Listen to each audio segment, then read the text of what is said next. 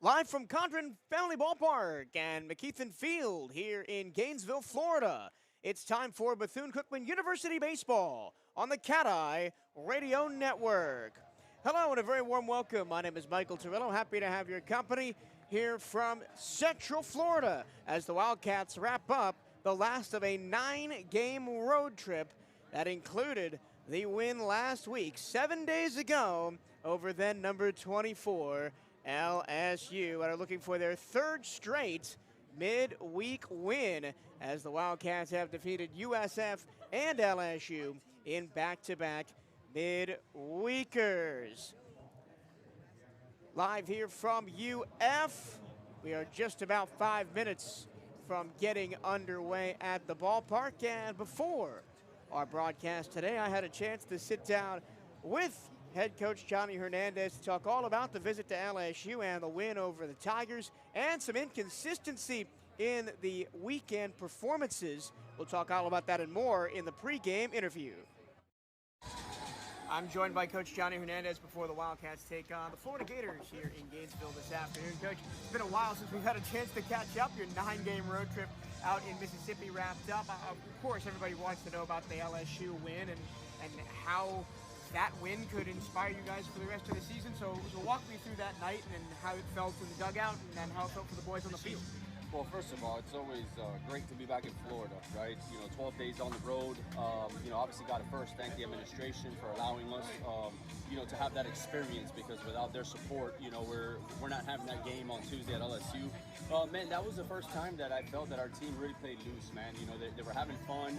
They were pulling for each other. It just seemed that, that Southern Saturday doubleheader, I thought the offense was kind of turning the corner, and just what a way, to have that experience where every time LSU scored, we found a way to, obviously answer back, and just speaks to the volume of, our baseball program as we kind of head towards the second half of the season.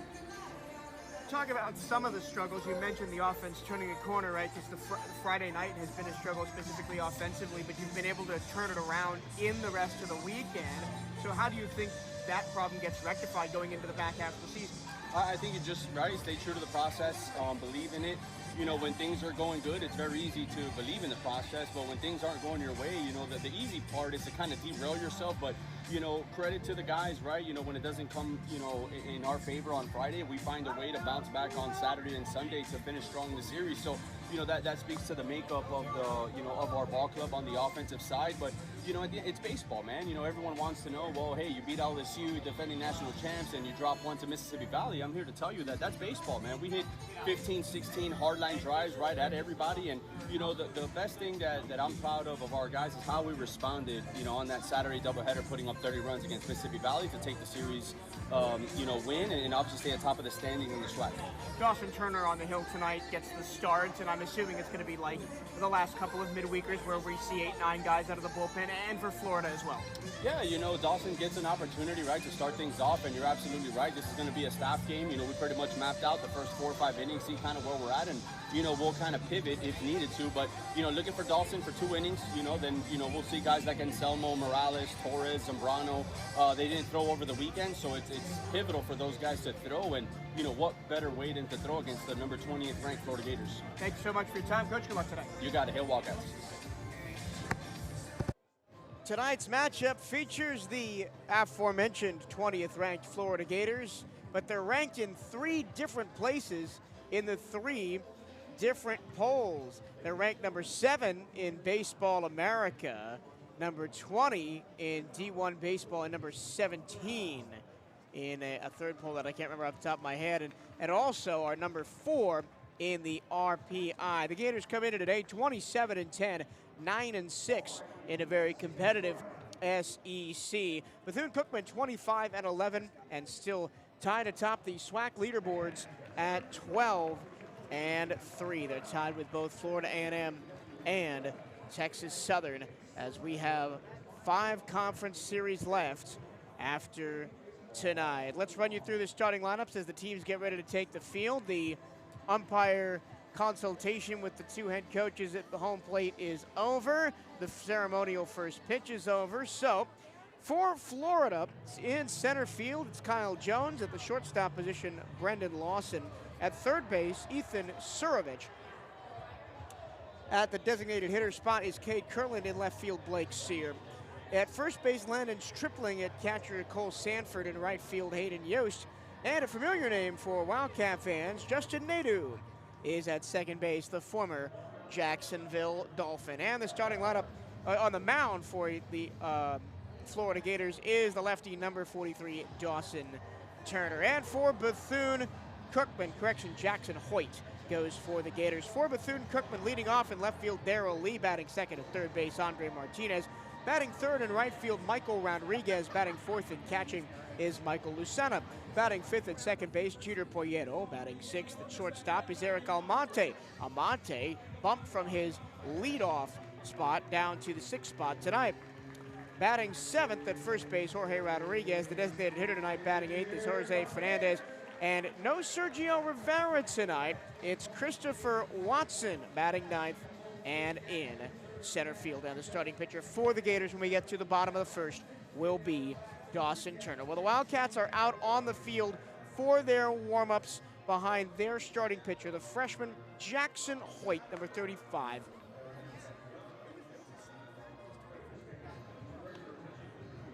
Hoyt, from Brooksville, Florida, out of Nature Coast Tech High School, is a 6'3" left-handed freshman.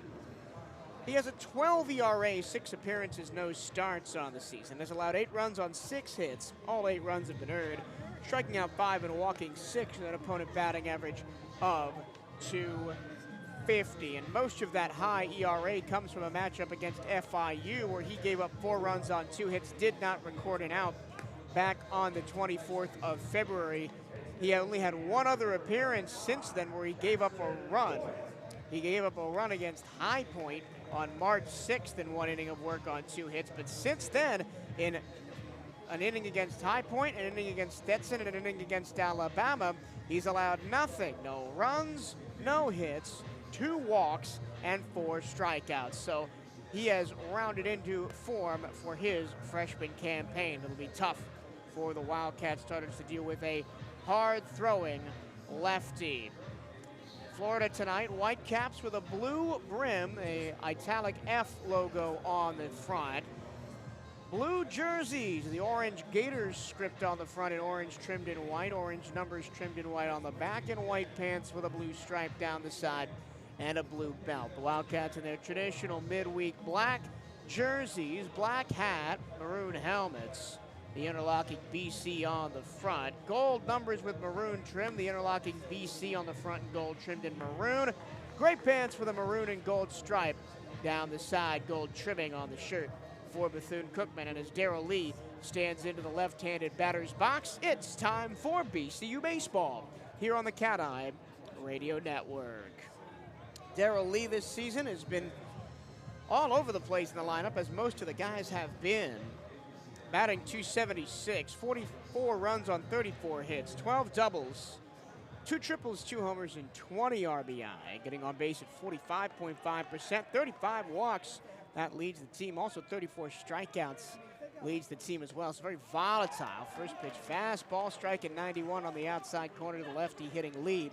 And we are underway on a beautiful night for baseball. First pitch, 6:32. Eastern Standard Time. Lee swings and misses at a breaking ball down at 82 on the inside corner. He's down 0-2.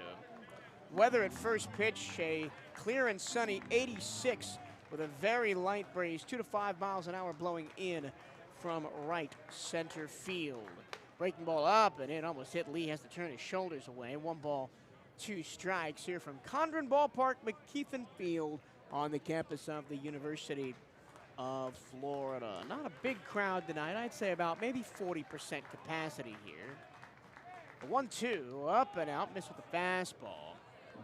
And it's 2-2 on D. Lee. Defensive alignment for Florida. Hoyt pitching, Stanford catching. Surwick at third, Lawson at short, Nadeau at second, Stripling at first.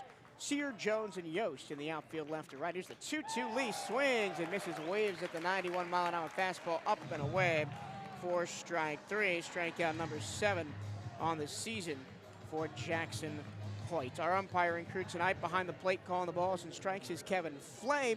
Terrell Poole is at first. Hank Himonen is at second. And Victor Alejandro is the third base umpire. Here's Andre Martinez batting second tonight. The right-hand hitter watches the fastball at 92 right down the middle for strike one. Jackson Hoyt definitely wants to get in, get out, get his work done for this evening. Here's the pitch. Martinez fights it away. Fastball inside corner, foul to the right-hand side, and it's 0-2. The shadows from the sun that is creeping below the horizon on the third base side is just past the pitcher's mound. Here's the 0-2. Fastball hit in the air to left field and deep. Back goes Sear. Track, wall, and you can kiss that one goodbye. Adios, amigos.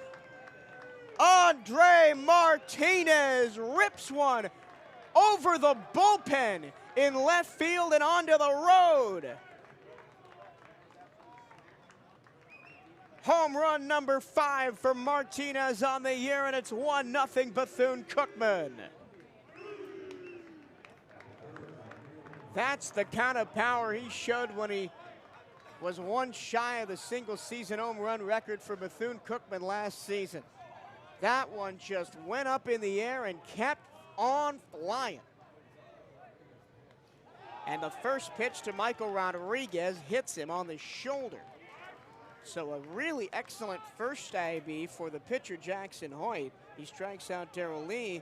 Then Andre Martinez homers deep to left, and Michael Rodriguez gets hit by a pitch. 1 out, 1 on, 1-0 Bethune-Cookman. And here's the catcher, Michael Lucena. Didn't even get to Martinez or Rodriguez's numbers because they were in and out of the box so fast. Just 2 pitches to Andre and 1 pitch to Michael.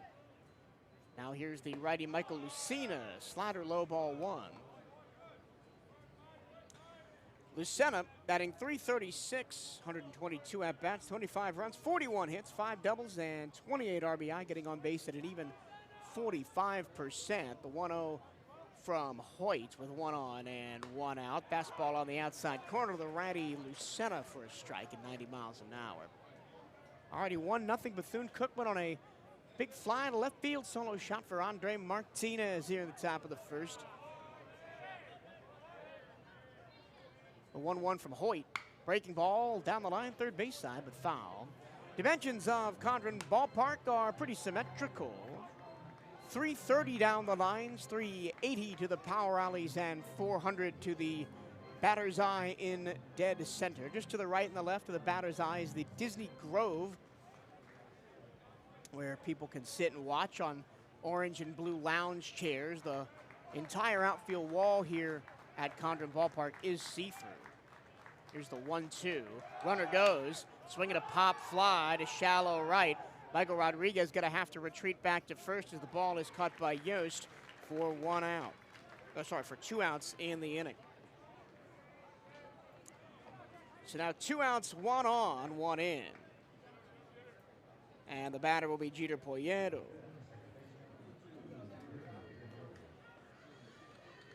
Poyedo, the sophomore, batting .305, 36 runs on 40 hits, 12 doubles, 4 triples, 4 home runs, and 35 RBI. He's got Michael Rodriguez on first and 2 outs here in the top of the first. Pitch from Hoyt down and in, ball 1. Missed with the breaking ball. Poyedo getting on base, 39.6%, and he just saw his tie atop the Wildcat home run standings broken by Andre Martinez, his 5th of the season. A 1-ball, no-strike pitch is going to be a throwback to first. Mikey Rodriguez dives back in safely. The Wildcats on that 9-game road trip, 7-2. The 2 losses, both the Friday night games to Southern and to Mississippi Valley State, before cleaning up doubleheaders to win both of those series, along with the win at LSU. The pitch is in the dirt. Nice job by Stanford behind the plate to block that one out in front of him. Mikey Rodriguez stays on first. 2 balls, no strikes to Poyedo. One thing the Wildcats do is steal a ton of bases. Michael Rodriguez, 11 steals on 15 attempts this year. The Wildcats overall have 88 steals or 108 attempts. Ground ball back up the middle, fielded behind the bag by Nadeau. He stumbles, but in his stumbling, steps on the second base bag, and that's the end of the inning. 1 run, 1 hit, and 1 left on. We go to the bottom of the first. Wildcats 1, Florida coming to bat. You're listening to Bethune-Cookman University Baseball on the CatEye Radio Network.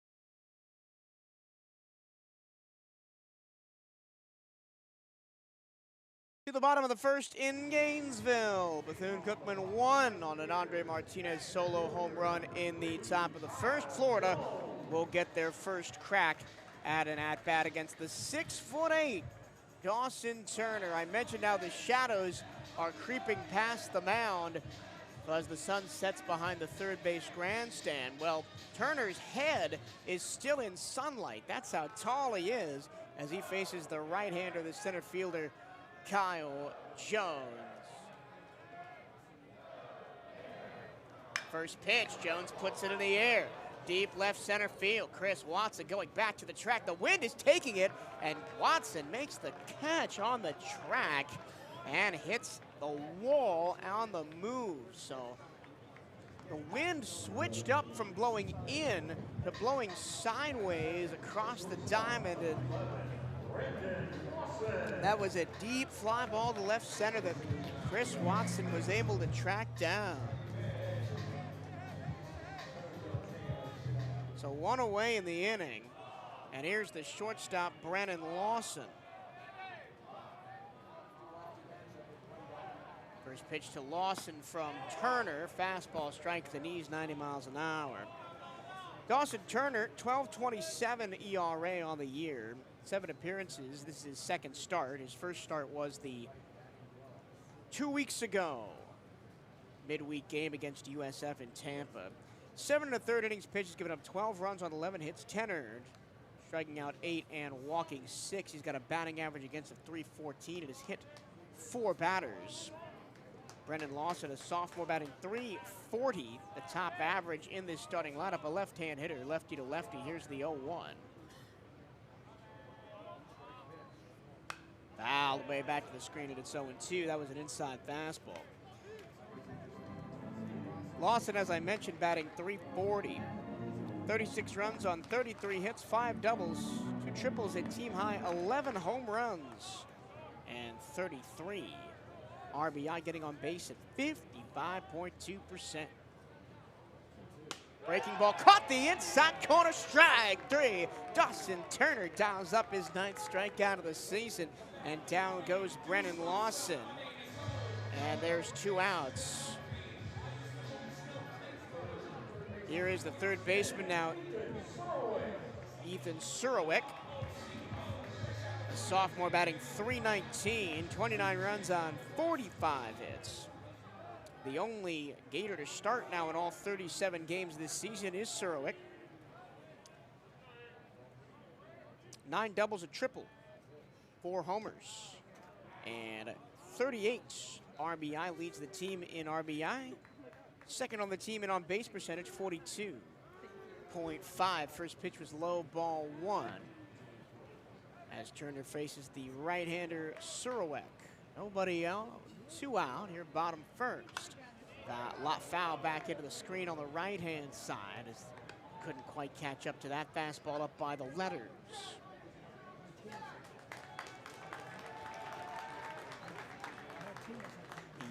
The ball boy getting a pretty big round of applause as he goes to get that ball that handed off the screen. Now we're set for the 1-1. Turner's pitch. Ground ball foul outside of third, just past the shoes of Gators head coach Kevin O'Sullivan down the third base line. 2 strikes now on Surowick.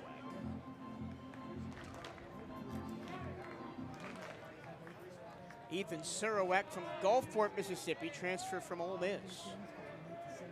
And he faces the 1-2 from Turner. Fastball low and away, ball 2. Took a little bit off of that, down at 85. Whereas he's been living in the 88-89 range with the fastball early on. 1-0 Bethune-Cookman. 2 outs, bottom 1 on an Andre Martinez solo home run. Turner trying to get out of the first with no damage. Here's the pitch. Breaking ball, line to right field, a base hit. Surowick sat on that breaking ball and just put the end of the bat on it, flared it out into shallow right. So the inning continues for the Gators. And here is Blake Sear. Blake Sear, the senior from Windermere, Florida, and the transfer from the University of Miami. Sear batting .310. First pitch, fastball away, ball 1 to the right-hand hitter. 25 runs on 36 hits, 10 doubles, 4 homers, 29 RBI for Sear. Has struck out 22 times, walking only 11 with an on-base percentage of 38.2. That one lined into center field. Watson isn't going to get there. It's going to drop in front of him, and it's 2 straight singles for the Gators with 2 outs. So now first and second, and it'll be the designated hitter, Cade Curlin. Curlin, the junior, batting .239, 17 runs on 21 hits, 2 doubles, 2 homers, 11 RBI. Has a chance to tie this one up with a runner in scoring position. Those 2 singles could not have been different. Surowick just had a little bloop single to shallow right. That was hammered to center, and it just got down in front of the center fielder. That one a ground ball towards third, past the diving glove of Andre Martinez, and that'll score. Surowick from second, and it's 1-1. 3 straight singles against Dawson Turner as the Gators figure out the Wildcats starting pitcher. The RBI goes to Cade Curlin, and they've hit to all fields, 1 to right, 1 to left, 1 to center. Surowick comes in from second, 1-1. So the Wildcat lead lasts for all of 2 outs. Blake Sear moves to second. Surowick scores from second. Curlin on first. And here is Landon Stripling. Dawson Turner, as Coach Hernandez said pre-game, is going to get 2 innings unless the wheels really fall off. First pitch, breaking ball in the dirt, ball 1 to Stripling, the first baseman. The junior batting .250. Just 52 at-bats for Stripling. This is only his 14th start of the year. 9 runs on 13 hits, 2 doubles, 2 homers, and 6 batted in. First and second, 2 outs in a 1-1 ball game. 3 straight singles for the Gators. Fastball at the knees on the outside corner. For a strike, 1-1. The throw back from Michael Lucena to Dawson Turner went off of Turner's glove and skittered away towards the third base side, but nobody decided to make a move. Here's the 1-1 from Turner. Swing and a miss out in front of the 80-mile-an-hour curve. Good 12-6 action on that pitch from Turner, and it's a ball and 2 strikes.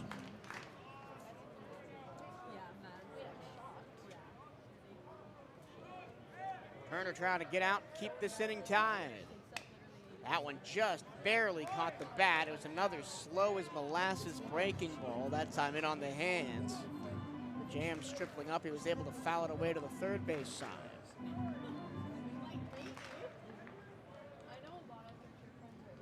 Sear on second, Kurland on first. Surowiec already in on 3 straight singles with 2 outs for the Gators here in the bottom of the first. Dawson Turner deals. Check swing did not go, says the third base umpire Victor Alejandro. 2 balls, 2 strikes. That was another breaking ball, 3 straight. Thrown by Dawson Turner.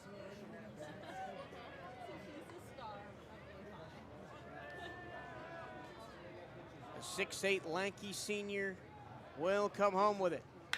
In the air, shallow center.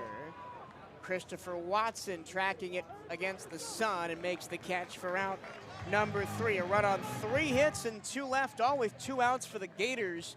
And we go to the top of the second. Tied at 1 here in Gainesville on the CatEye Radio Network.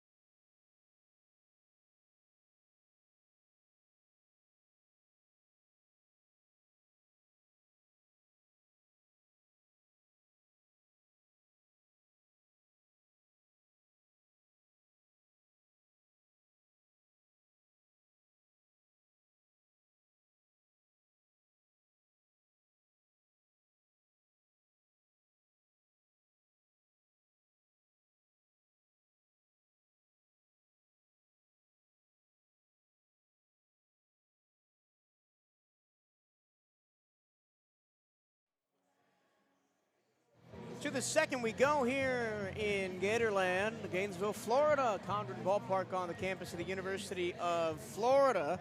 Andre Martinez's solo home run in the top of the first was canceled out by 3 straight singles for the Gators, including the RBI knocked by Cade Kurland to tie the game at 1. Eric Almonte, the shortstop, leads off for Bethune-Cookman. Second inning of work starting for the lefty Jackson Hoyt, the freshman.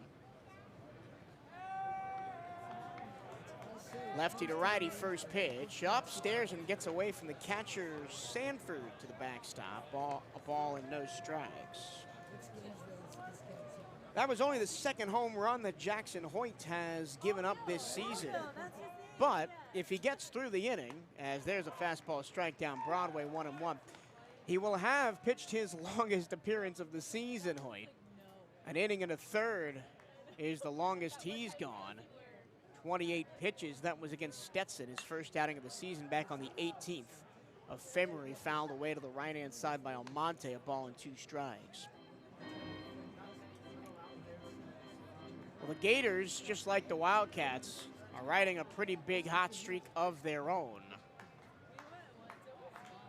They've won 3 of their last 4 against ranked opponents. Almonte stays with a breaking ball and taps it back to the screen to stay alive at a ball and 2 strikes.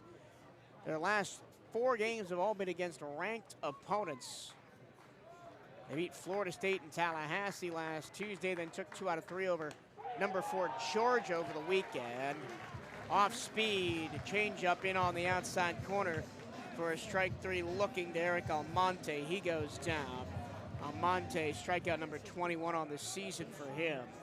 And that'll bring up Jorge Rodriguez, who a week ago today hit his first home run of the year in the game against LSU. Follow that up with another one over the weekend against Mississippi Valley State. He's hitting .243 on the season. First pitch, foul ball, straight back to the screen.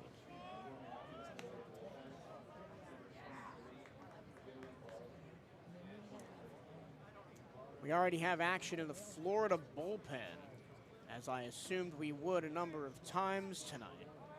Billy Barlow is warming up, pitch down low in the dirt, 1-1 on Rodriguez. Full numbers on Rodriguez, a .243 average, 18 runs, 25 hits, 7 doubles, 2 homers, and 20 batted in.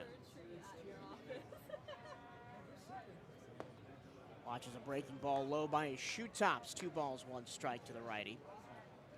Rodriguez has definitely struggled this year. He was the top hitter by average for the Wildcats last year, hitting almost 400 on the season. So it's been weird this season to see him struggle.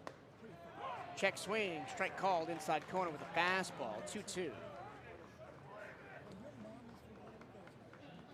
I think seeing the offense score in the bottom of the first to tie this up has given the freshman Jackson Hoy a little bit of confidence. Here's the 2-2. Fastball way over rotated and hit the top of the plate.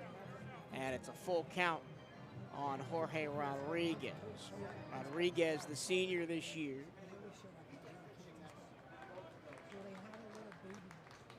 3-2. Down low, ball 4. Georgie takes his base.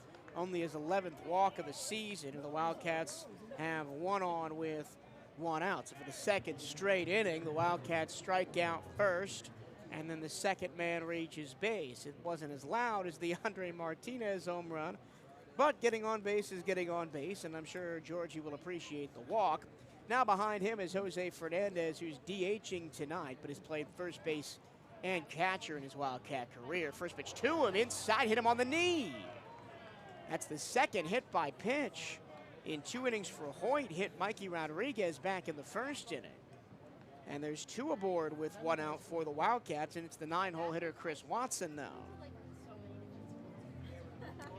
Watson, along with Michael Rodriguez, has been the 2 guys that have come into this lineup this season where we really didn't think that much of them. We thought they were a stopgap for injured players, and have really taken the thing and run with it. Watson today getting the start in center, but he's hitting .358 in his last 16 games as we have a meeting on the mound. Just catcher-pitcher talking it out, Stanford and Hoyt, as now Stanford will retreat back behind home plate. Watson, 22 runs on 19 hits, a double, a triple, 2 homers, and 14 RBI.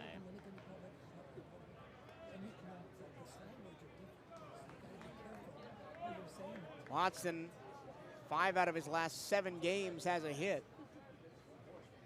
And he's got a chance to give the Wildcats back a lead with 2 on, 1 out. First pitch, tapped back to the screen on a foul ball.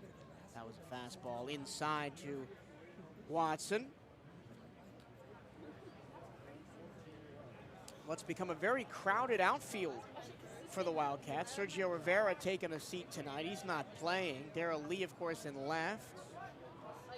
Michael Rodriguez has taken over for Armani Newton in right. The pitch to Watson, called a strike on the outside corner with a breaking ball, 0-2. That looked to be pretty far outside to me, but of course, Kevin Flay is a lot closer than I am up here in the press box. And of course, we're still waiting for Armani Newton to come back from injury, and of course, Jesus Venegas is yet to make an appearance this season. Good take by Watson, low and in on the changeup. 1 ball, 2 strikes. Jorge Rodriguez on second, Jose Fernandez on first. After a walk and a hit by pitch with 1 out here in the top of the second. 1-1 ball game, Wildcats and Gators. The 1-2 to Watson. Hit him on the foot. Low and in to the right. He got him on the foot. And the Wildcats have the bases loaded with 1 out in the top of the order coming up. And here comes Kevin O'Sullivan to relieve Hoyt of his duties, I would imagine.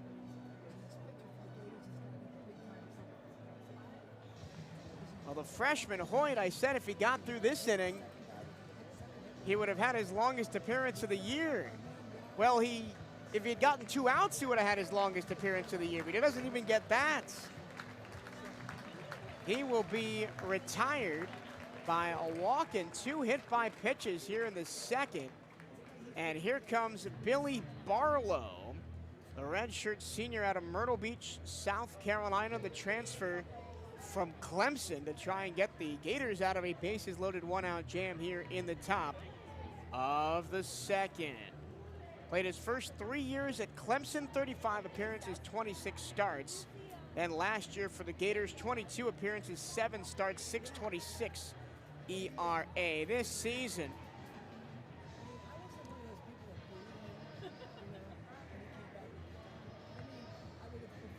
for Barlow, this will be his 11th appearance. He's got 2 starts on the year. He's 1-0 with a 6.91 ERA. 14 1/3 innings pitched. He's allowed 15 runs on 18 hits. 11 of those 15 are earned.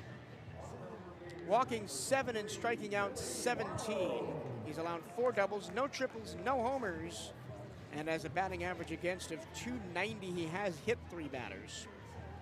Jackson Hoyt, in his inning and a third, has doubled his hit by pitches on the season. Came into the game with 3, already has 3. As he is done, he gets 9 batters, allows 1 run on 1 hit, the home run to Martinez, strikes out 2, but walks 1 and hits 3. And now Darrell Lee will have to deal with the right-hand pitcher, Billy Barlow. As he continues his warm-up pitches, Barlow's last appearance was a week ago today. Went 2/3 of an inning, gave up a 1 run on no hits against Florida State. Hit a batter, didn't strike out anybody, didn't walk anybody. The defending champion BCU baseball Diamond Cats are back at home Friday, April 17th at 7 p.m. as they host Alabama A&M in a SWAC series at Sliwa Stadium on the Embry-Riddle campus. Not at the Jack this weekend, but on the campus of Embry-Riddle. Admission is free, but if you can't make it to the park, we'll be live for you on youtube.com/CatEye Network for your visuals, or if you prefer the audio-only version of the broadcast, that'll be on bcuathletics.com/radio. So Billy Barlow has finished his warm-up pitches, and here comes Darrell Lee, who struck out his first time up in the top of the first to begin the game. Wildcats have the bases loaded. Rodriguez on third, Fernandez on second, Chris Watson on first after a walk and 2 hit by pitches. Retired Hoyt from this ball game. The first pitch from the righty Barlow is a fastball strike down the middle at 85. Maybe he took a little bit off of it. Maybe a little bit of pitching backwards here, starting him off with the off speed. But 85, of course, the college level could be either way. The 0-1. Lee rockets it to right field. That's going to be a base hit. Scoring from third is Rodriguez. Fernandez charging home. The relay throw to the plate is in time. A tremendous relay to get Fernandez if he tried to score from second. The Wildcats do get 1 and take a 2-1 lead on the RBI single by Darrell Lee. Unfortunate for the Wildcats, and I don't blame Johnny for trying to send Jose Fernandez home, but Jorge Rodriguez and Jose Fernandez are 2 of the slower guys on the team.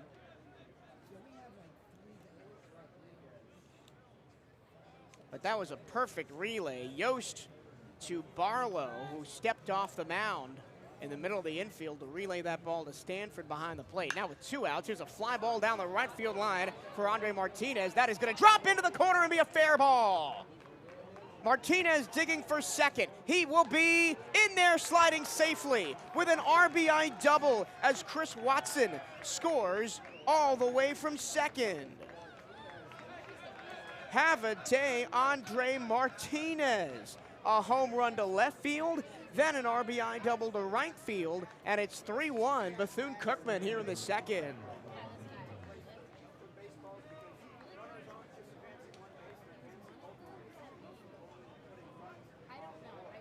Still 2 outs here in the second inning.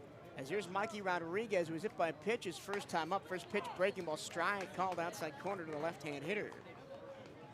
Mikey Rodriguez, as I mentioned, one of the guys that have come into the lineup for an injured player and been stellar, batting .383 in his 27 appearances on the season. Ground ball, softly hits a first on a little jam shot.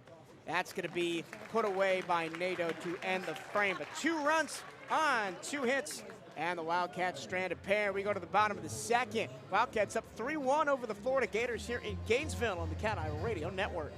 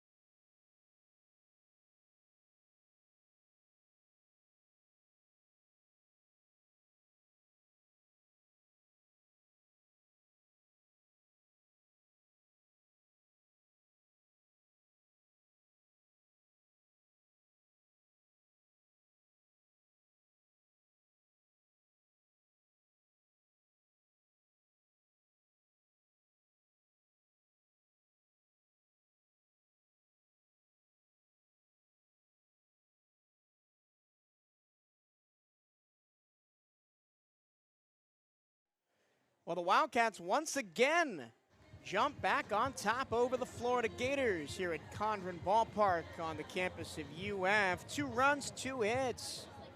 After the Wildcats chased the starter, Jackson Hoyt. And they lead 3-1 over Florida here as we go to the bottom of the second. Cole Stanford leads off.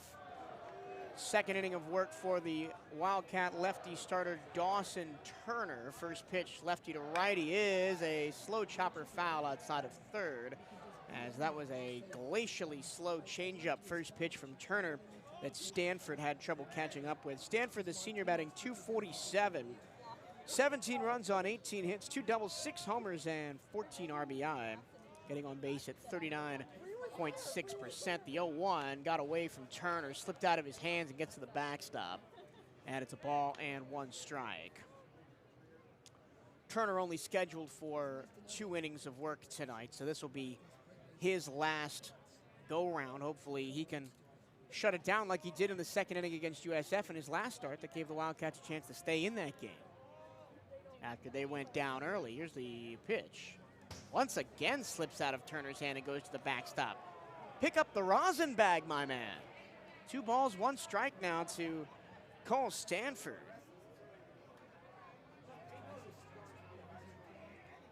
Stanford from Georgia, out of Harris County, a Division II transfer from Division II powerhouse Lenore-Rhine in North Carolina. He's got a 2-1 count. Here's the pitch from Turner, and again way outside. He looks at his hand in frustration. Nothing doing right now for Turner as 2 of 3 straight pitches have been wasted way outside. 2 of them have gotten to the backstop here on the first pitcher of the inning, Cole Stanford. The Gator catcher, he's behind 3-1 now. Turner deals, and he misses it well up and out again. 4 straight, way up and out, as Michael Lucena is going to go up and talk to his tall lefty. First walk of the game issued by Dawson Turner puts Stanford on with nobody out. Here's the right fielder Hayden Yost.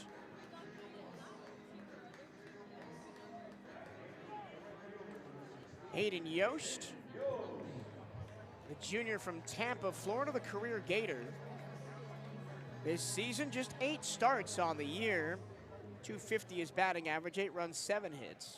2 doubles, 3 homers, 5 RBI. His slugging percentage is a gaudy 43. He's got Stanford on first after a leadoff walk. First pitch, fastball high. At least that one was close to the plate. Up by the collarbone of Hayden Yost.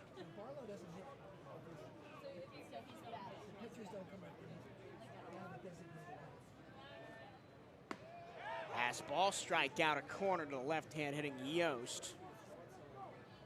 Yost last year played in all 60 games and started 55. Played all 3 spots in the outfield and was the SEC Player of the Week at one point. And he puts this one high in the air to left field and deep, but that is going to stay in the yard near the track. Making the catch is Darrell Lee. He will throw back in to keep Stanford on first, 1 away. So the Gators have been making some good contact on their 3 flyouts, 2 to deep center, now 1 to deep left. Here's the 9-hole hitter with 1 out, 1 on, Justin Nadeau.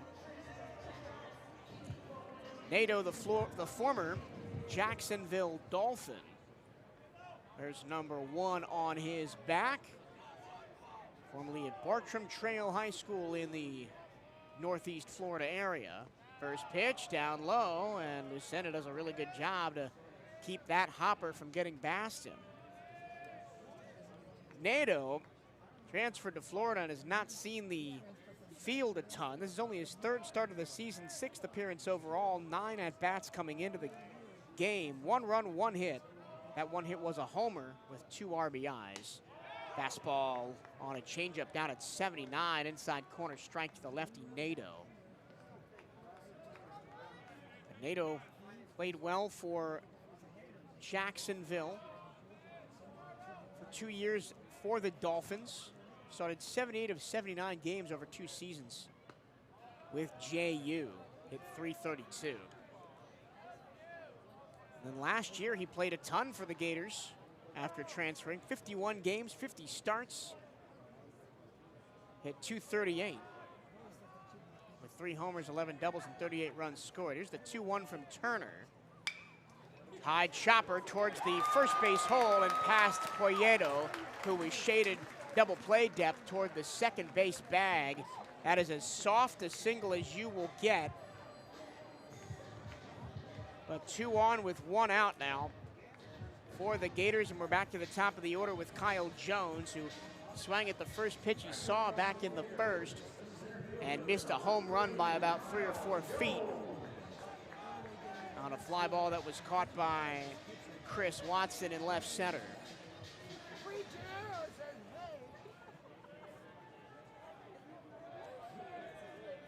First and second. Slider strike over the heart of the plate. First strike 1 to Jones. And first and second, 1 out. The Gators threatening, with the Wildcats up 3-1 here in the bottom of the 2nd inning. Looks like it's going to be an offensive focused day here in Gainesville. Ball in the dirt, ball 1. Lucena fakes a throwback to first and will hang on to the ball. Just toss it back to Turner on the mound.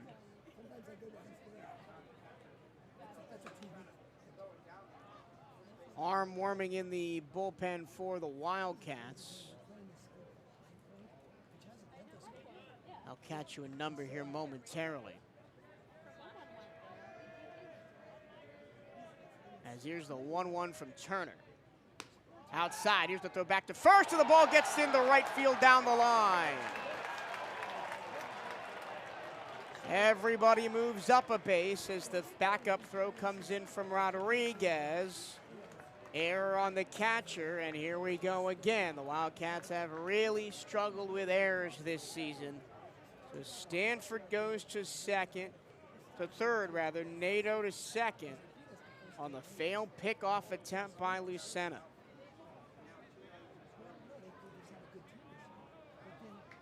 Anthony Anselmo is warming in the Wildcat bullpen.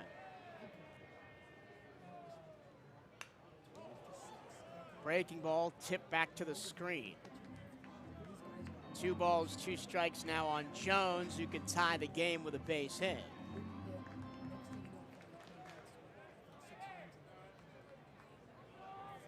Second and third, 1 out. Here's the 2-2, lefty to righty, Turner to Jones.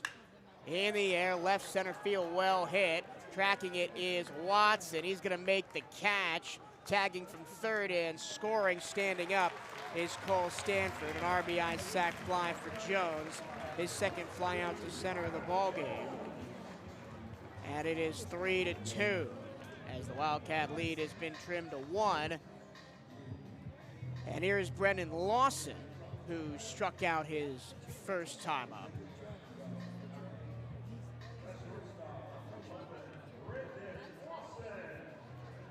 Lawson struck out looking for the second out of inning number 1 before the Gators rattled off 3 straight hits to play to run in the first.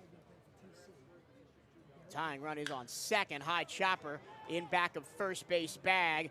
Racing to first and safe. Jorge Rodriguez initially singled like he was going to take that himself. Then he realized he didn't have the speed to beat the speedy Lawson. And by the time Dawson Turner could cover at first base, Brennan Lawson was already there.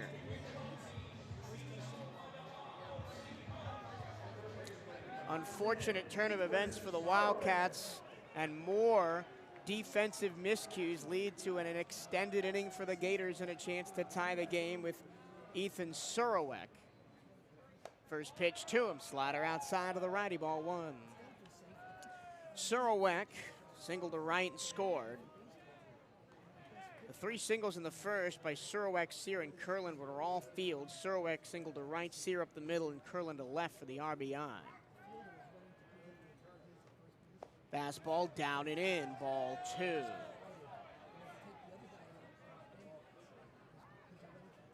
There is a massive gap on the third base side. And now Eric Almonte will correct it by shading more over towards the second base bag. There's still a pretty massive gap up the middle of the field as the Wildcat middle infielders play with their heels on the grass. 2-0. Slider fouled back, and it's 2-1.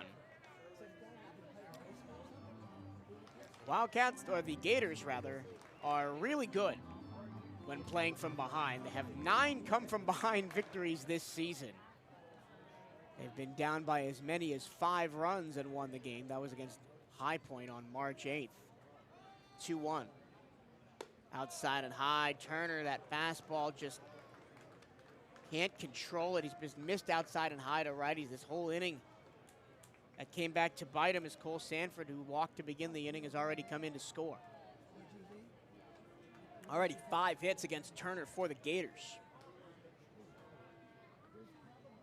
Again, way outside. Turner looked exasperated. That's ball 4. I missed a pitch in there somewhere. My apologies, and the bases are loaded. 2 walks, 2 hits in the inning for the Gators, and that'll be it for Dawson Turner, who definitely looks like he's got a problem with his throwing hand, as some of those pitches were way outside, and Anthony Anselmo will trot in.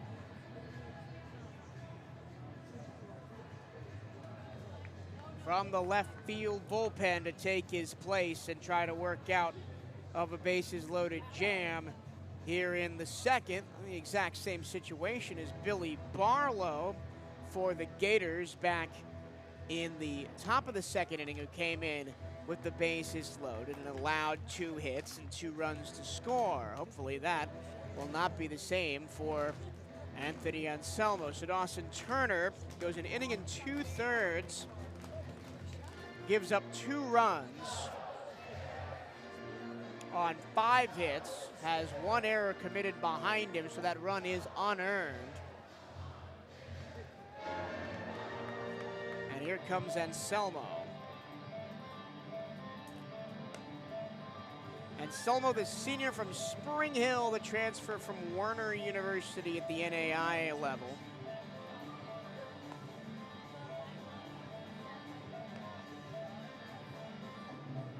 Making his 8th appearance of the season tonight, he's got an ERA of 3.34, the right-handed side armor.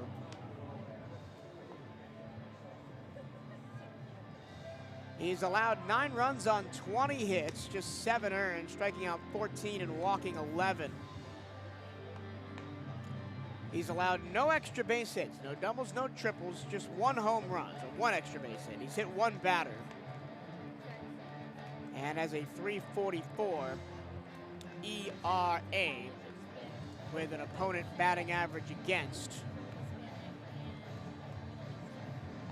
of 299. His most memorable appearance, of course, was 2 weeks ago against South Florida, where he came out in relief for Dawson Turner and went 6 1/3 innings, allowing 4 runs on 5 hits, striking out 4, walking 3, threw 97 pitches, and gutted out the win as the Wildcats took down South Florida 6-5. That was the last time the Wildcats were on our airwaves here on the CatEye Radio Network, but he has got a massive issue to deal with here. Blake Sear, who singled the first his first time up, who's a .310 hitter on the season, a senior. Justin Nadeau is on third. Brendan Lawson is on second, and Ethan Surwek is on first. Bases loaded for the Gators. 2 outs, Wildcats up 3-2 here in the bottom of the second. First pitch to Anselmo is a slider outside. No chase by Sear. He'll know the scouting report. He'll know that Anselmo is a tick down velocity-wise from Turner. That one all the way down at 74 miles an hour on the sweeper. Here's the 1-0. In the air, shallow center. That's in the Bermuda Triangle area. And sliding to make the catch all the way out from second is Jeter Poyeto. Basket catch over his shoulder as he scoops it up off the turf to get the Cats out of a jam. 1 run, 2 hits. 1 error, and the bases left loaded. We go to the third. The Wildcats up 3-2 over the Gators here on the CatEye Radio Network.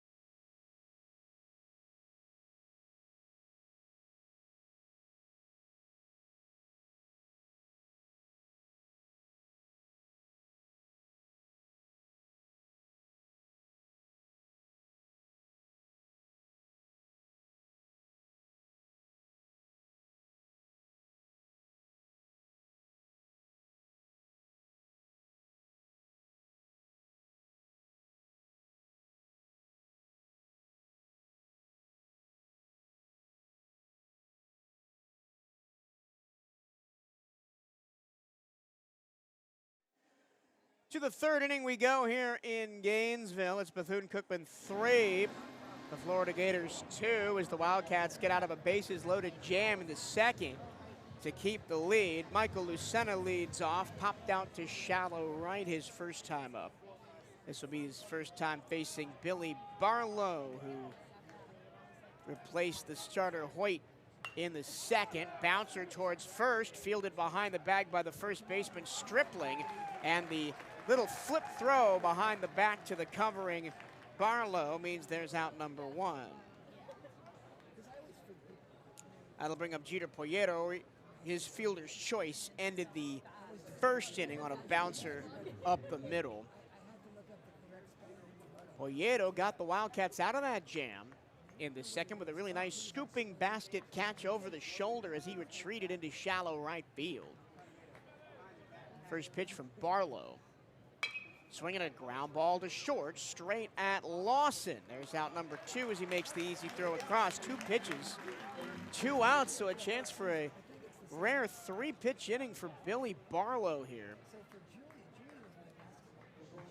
Barlow, whose longest outing of the year was 62 pitches, 4 innings against Stetson back on the 17th of February, his first outing of the season. Here's Eric Almonte, struck out looking his first time up to lead off the second inning.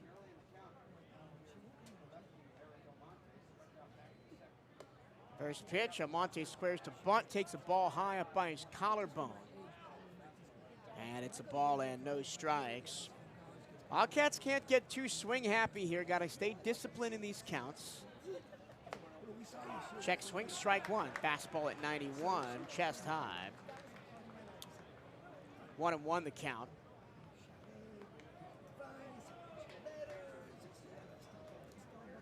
And that one close to hitting him on the foot, Almonte. As he goes to the left-handed batter's box, the switch hitter. He batted right against the lefty Hoyt. Now he bats left against the righty Barlow. The count is 2 balls, 1 strike. Barlow quickly into his windup. Here's the pitch inside, almost hit him, and it brushes Almonte back again. 3 balls, 1 strike, even though the Florida crowd didn't like that call.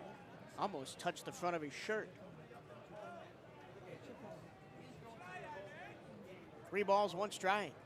Outside and low ball 4, and that's what got Hoyt in trouble in the second inning with a free pass, is the walk and the 2 hit by pitches. So with 2 outs, the Wildcats have a base runner. And their 5th free pass already today. 3 hit by pitches, 2 walks. Here's Jorge Rodriguez, who walked and scored back in the second. That was his first time up. Was brought in on the RBI single by Darrell Lee. First pitch, righty to righty, fastball away, ball 1.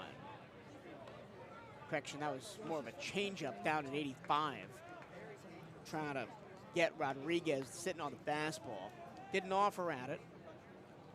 Almonte on first, 2 outs. Here, top 3, throw back to first. Almonte slides back in. Hunter Allen, the first base coach, goes over to him to talk about the pitcher's pop time. Coach Allen also always has that stopwatch with him to time the throwbacks to first. A 1 ball, no strike pitch from Barlow is a breaking ball low in the dirt.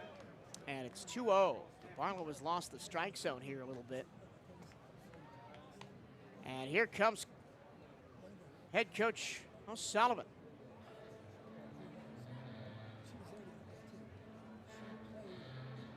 And he's going to talk to Barlow, and I'm not sure he's going to remove him. There was nobody warming up in the Gators bullpen.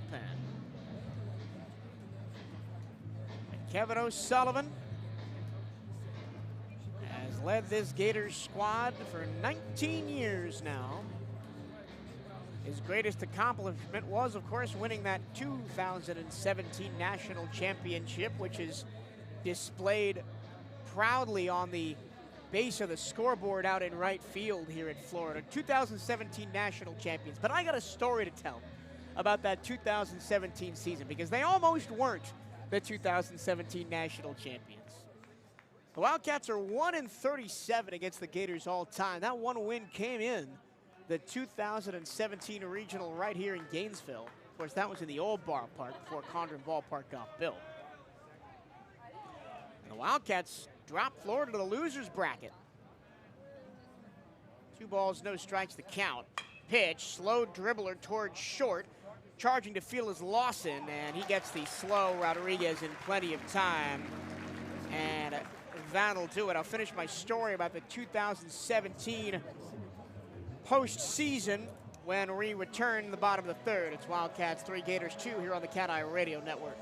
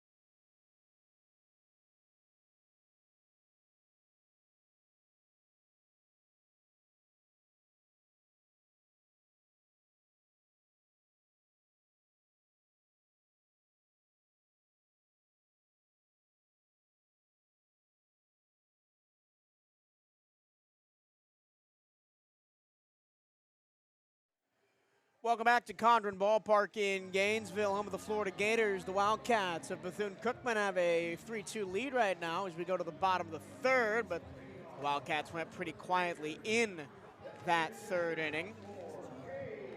And Cade Kurland, who had an RBI single to left back in the first to get the Gators on the board, will lead off against Anthony Anselmo, who faced one batter with the bases loaded and got Blake Sear to pop out to shallow right on a nice catch by Poyeto. First pitch, Anselmo, breaking ball, strike called in on the inside corner of Kirkland. 239 hitter, a junior, DH tonight, Kurland. Righty to righty this matchup. Here's the 0-1 from Anselmo. Ground ball foul outside of third as Sear was out in front of the 73-mile-an-hour change. Anselmo, the very definition of a junk ball pitcher. His top speed, if you want to call anything he throws a fastball, is probably around 84, 85. That one, a sinker in the dirt at 72. 1 ball, 2 strikes on Kurland. But to finish my story from the previous inning about the 2017 regionals, of course, I wasn't working for Bethune-Cookman yet, but I've been told the story many times. The pitch off the end of the bat, high pop to right field. Mikey Rodriguez, with his sunglasses extended, makes the catch with his right hand. One away on a lazy fly ball. But in 2017, the Florida Gators went on to win the 2017 National Championship, but they were almost eliminated at the hands of these very Bethune-Cookman Wildcats, who dropped them to the losers bracket in their own ballpark in the regionals, and then had the lead on them in the rematch in the regional final before the Wildcats, or Gators rather, eventually came back to win the regional. And of course, the rest is history. They went on to win the national title. First pitch low and away, ball 1 to Landon Stripling, who ended the first inning with a fly out to center. This is a righty on lefty matchup as Anselmo works from the stretch. Breaking ball low, and it's 2 balls, no strikes.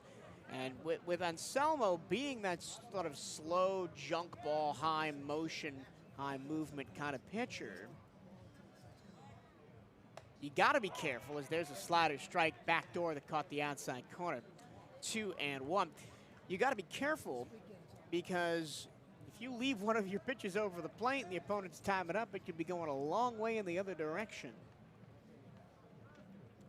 Anselmo's 2-1, way outside. 3-1. So really, Anthony Anselmo, the biggest problem for him is he's got to paint the corners. He's got to try and induce swings and misses and weak contacts. Try and get guys to pop it up or roll it over. 3-1. Like that, popped up on the infield. Who's going to find it? To the right-hand side of the mound, Jorge Rodriguez makes the catch, calls off Michael Lucena for round number 2. Good communication there by the defense, as we've often seen the Wildcats struggle in that regard this year. Michael Lucena with a big smile on his face as he pops his mask off and walks behind the plates as here comes Cole Stanford, who led off the second inning with a walk. Eventually came around to score the second of the 2 Gator runs. Righty on righty with 2 away and nobody on. Fastball, well, changeup. A straight, I gotta stop calling this straight pitches that Anselmo throws fastballs. They are changeups. That one down at 79. 0-1 count on Stanford. In the air off the end of the bat to center field. Little lazy fly ball caught by Watson. That's it. 1, 2, 3 go the Gators. And we go to the 4th. 3-2 Bethune-Cookman over the University of Florida here on the CatEye Radio Network.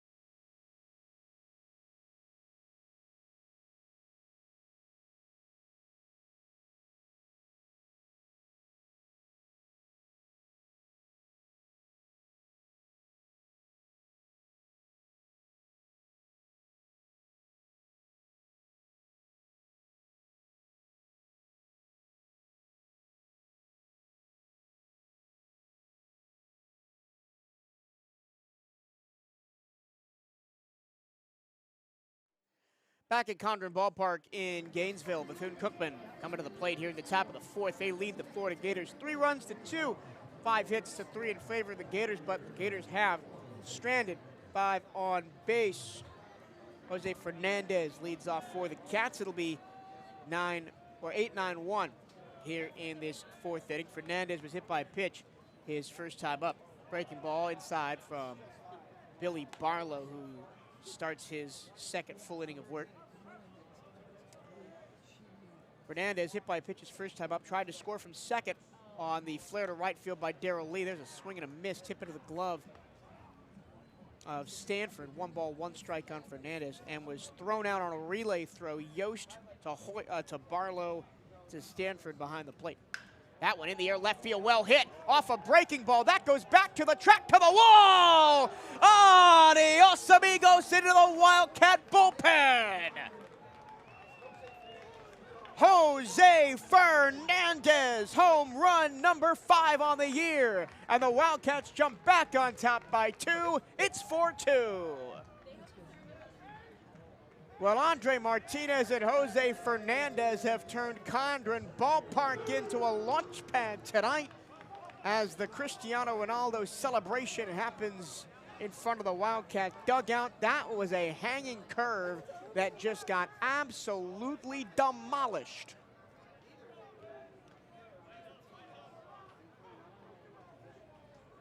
Now here's the 9-hole hitter, Chris Watson. First pitch to him, leans out of the way of a fastball inside, ball 1. Watson was hit by a pitch his first time up, came around to score on the RBI double down the right field line from Andre Martinez back in the second. 1-0. Inside, forces Watson to lean away again. 2 balls, no strikes. It's now 4-2 Wildcats after a second solo shot of the night for BCU.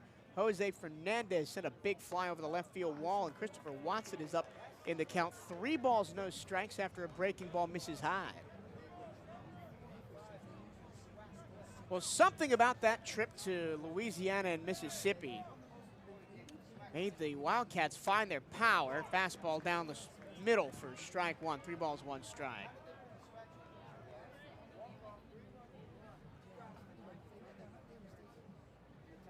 The Wildcats, breaking ball, inside, ball 4. Chris Watson walks, and he's on for the free pass for the second time today. So 1 on, nobody out. 1 already in on the inning on the Fernandez home run.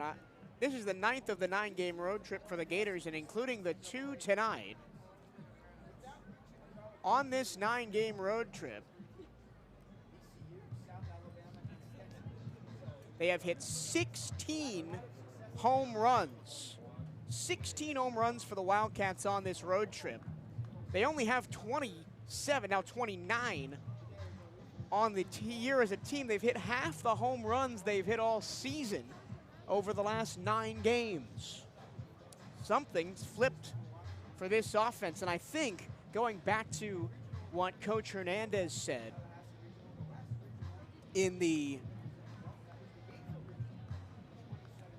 sorry, I had a frog in my throat, but going back to what Coach Hernandez said in the pregame interview, it's the guys are playing loose. They're playing loose, they're playing relaxed, as here comes head coach Kevin O'Sullivan to relieve Billy Barlow. So then we'll see the 3rd pitcher for the Gators tonight as Barlow's day is done.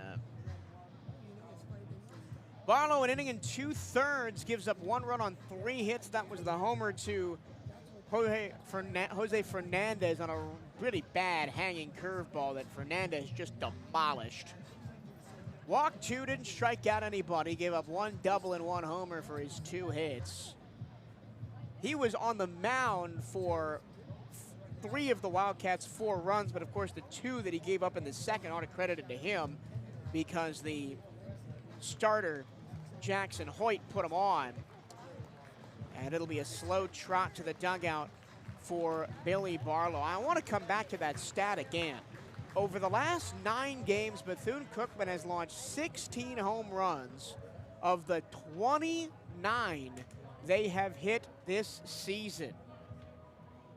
Half of the home runs that the Wildcats have hit this year have come on this road trip in the last 9 games. The new pitcher for Florida is Caden McDonald, the Tampa Bay native out of Sickles High School, redshirt sophomore.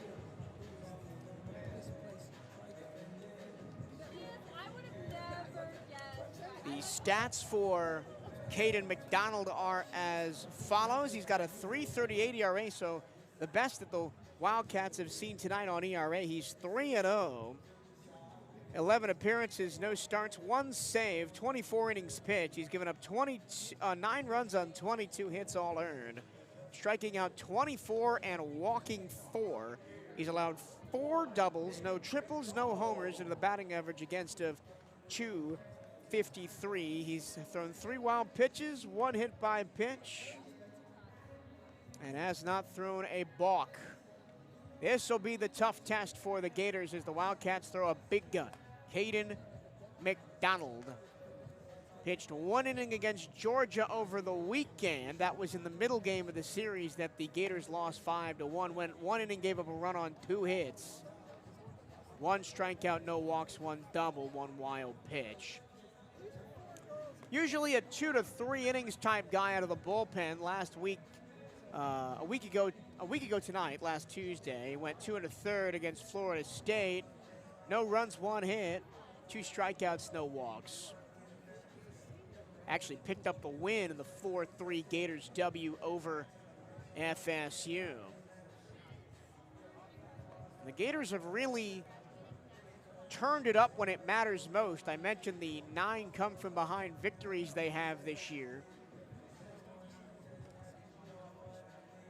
They also have the nation's best records against ranked opponents at 10-1. Their only loss against a ranked opponent was this past Saturday against the Georgia Bulldogs. They still took 2 out of 3 in the series from Georgia.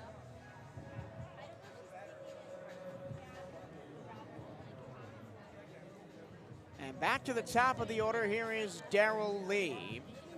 Lee struck out in the first and then was the first batter to face Billy Barlow in the second, where he had an RBI single to left, spinning a throwback to first. Wildcats already have plated 1 in the inning off the leadoff homer by Jose Fernandez. Chris Watson then walked, so 1 on, nobody out here. Top 4, Wildcats lead 4-2 against the right-hander McDonald. Swing and a miss on the off speeder from McDonald. No balls, 1 strike on Darrell Lee. Lee, that was a little flare into right field for his RBI single that scored Jorge Rodriguez. Jose Fernandez also tried to come in from second on the play, but a nice relay throw got him out at the plate.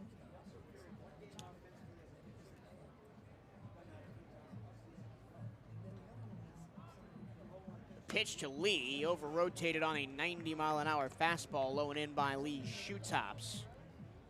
1 ball, 1 strike with Chris Watson leading off of first.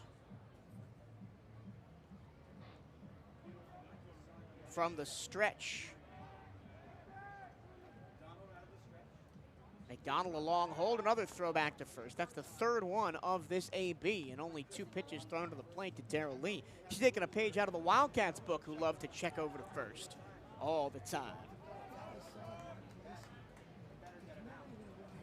And the pitch, Lee fouls it off his foot, off to the left. The hit and run was on, as that was a changeup in on the hands, down at 83. Florida's 13-1 this year against quad 3 and quad 4 teams. Their 1 loss was the first game of the season. They lost to UAB.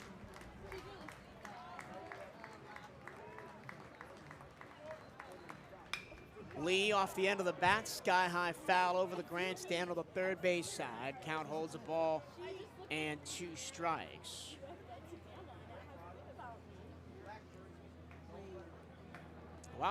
The Gators are also 10-1 in midweek contests this season. Slider inside, ball 2 to Lee. And actually, that's a called strike 3. Wow. quick hook by home plate umpire Kevin Flay, and there's one away in the inning. That was a slider that caught the inside corner. And Lee strikes out for the second time tonight. Here's Andre Martinez, who's 2 for 2, a homer and an RBI double. Responsible for half of the Wildcat runs tonight. Had a one-out home run in the first, a moonshot that went over the bullpen and onto the road to left field. First pitch to Martinez. Breaking ball strike caught the outside corner. Then in the second inning, Martinez drove in Chris Watson all the way from first with a fly ball to right field that just touched inside the chalk all the way by the 330 sign in the corner.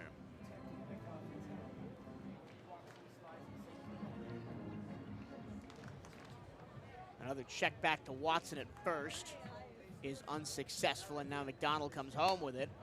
Fastball missed low and away. That was close, but it's a 1-ball, 1-strike count. One away here in the fourth inning. Wildcats lead the Gators 4-2.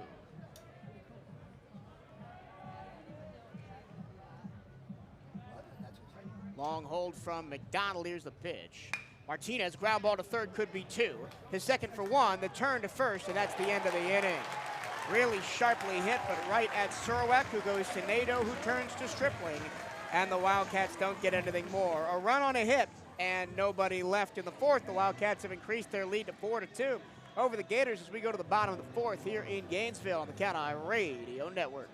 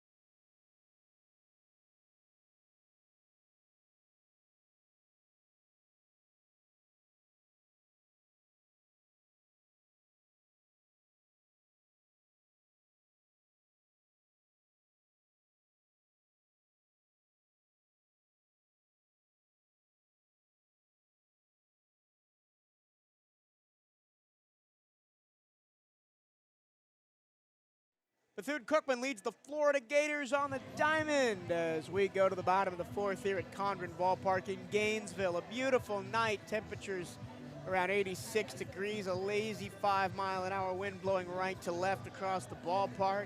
The sun just going down, a beautiful backdrop as the sky begins to turn pink at the horizon. A beautiful night for baseball. The Wildcats are making the most of their trip up the Gainesville lead.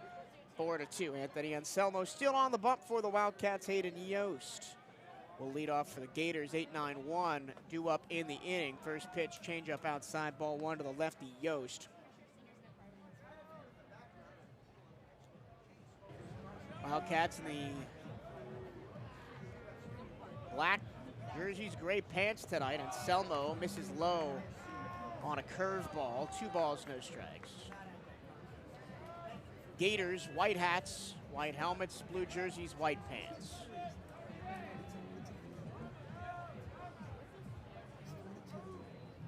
Anselmo misses outside again with a change. 3-0. I mentioned earlier, if Anselmo is going to be successful, he's got to hit the corners, and he can't miss like this, get behind and counts. As that one right over the heart of the plate. Yost takes all the way, but to be successful as a junk ball, off-speed type guy, you cannot get behind and counts because you end up serving it to guys on a platter. Here's the 3-1.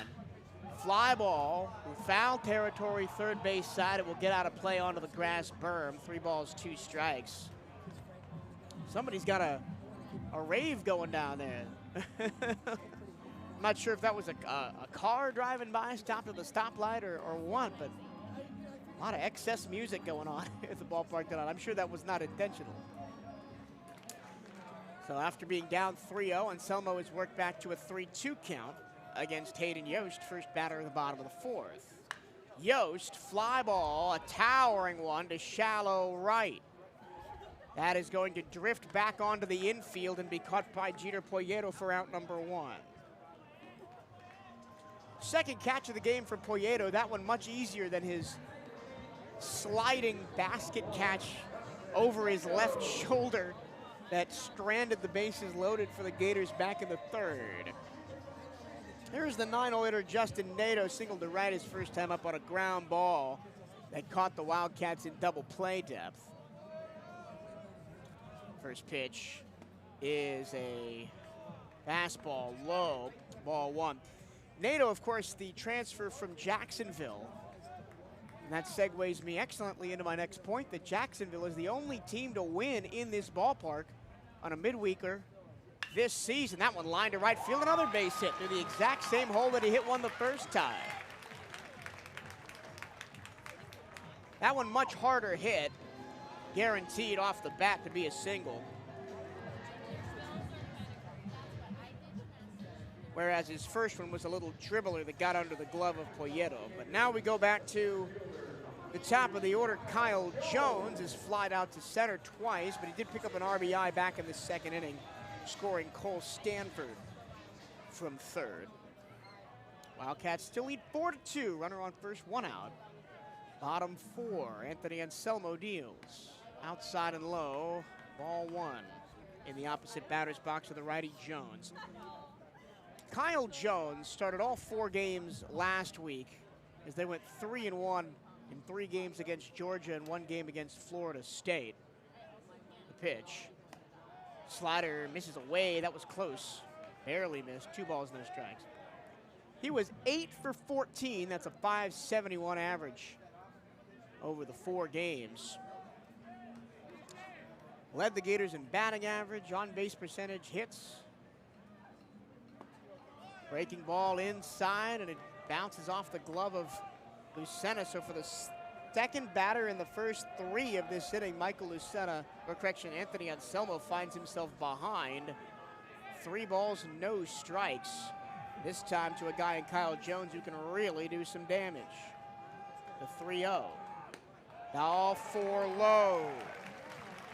A single and a walk with 1 out has put 2 on for the Gators, and they're threatening again. The Wildcats begin movement in the bullpen.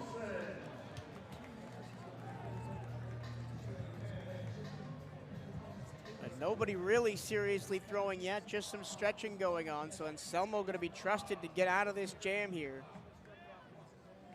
2 on, 1 out, up by 2. First pitch, breaking ball strike outside corner to Brennan Lawson. Lawson 1 for 2, infield single to first. That was the miscommunication by Rodriguez and Turner back in the 2nd. And then he struck out looking in the first. Big cut and a miss. 73 miles an hour on the changeup. Lawson way out in front. And Anselmo for the first time in this inning ahead in the count. 6 hits and 1 error committed by the Wildcats for the Gators tonight. The 0-2. Down low, trying to get a swing and miss. No go by Brendan Lawson. Taking a quick trip around the SWAC this evening. Of course, it's 4-2 here in Gainesville. Up in Jacksonville, UNF has an 11-2 lead over Florida A&M in the 9th. Breaking ball, smashed but foul. He was way ahead of it. And rifled it down the line. A ball and 2 strikes still on Lawson. Auburn leads Alabama State 2-0 in the top of the fourth. Alabama State yet to have a hit in that contest. Gator dugout trying to rally them here. The pitch is down low, 2-2 on Lawson. Arkansas leads UAPB 3-0, bottom third. And threatening for more with runners on second and third right now. Alabama A&M had a 5-0 lead over 29-8 Jacksonville State. They still have the lead, but now it's 5-2. A little bouncer foul outside of third that spins off into the cavernous foul territory down the lines here at Condren Ballpark. Count still 2-2 on Lawson. First and second, one out. Grambling State has a 2-0 lead over McNeese State in the bottom of the third. Memphis has a 3-0 lead over Mississippi Valley State in the bottom of the third. Pitch. Outside and low, 3-2. Stretching going on in the Wildcat bullpen as Anthony Anselmo is struggling to find the zone here. The Gators are threatening to load the bases up with just one out. In the air to right field, well hit. That one is going back towards the track, and Christopher Watson's gonna track it down. Boy, oh boy, did the Wildcats get lucky there. What little wind there is blowing in from right center, and that kept the ball in the ballpark, because off the bat I thought that was all the way gone. And so did Brennan Lawson, because he kind of trotted to first and tossed his bat. Sweat on brow moment for the Wildcats. Now runners on the corners after Nadeau advanced to third, 2 outs. Here's Ethan Surowiec. 1 for 1, a run scored and a walk, and he puts one in the air to left field, but that one is not as well hit. Darrell Lee, middle of the outfield, tracks it down, and the Cats strand 2 more Gator runners. No runs, 1 hit, 2 left, and we go to the 5th. The Wildcats still lead 4-2 over UF here on the CatEye Radio Network.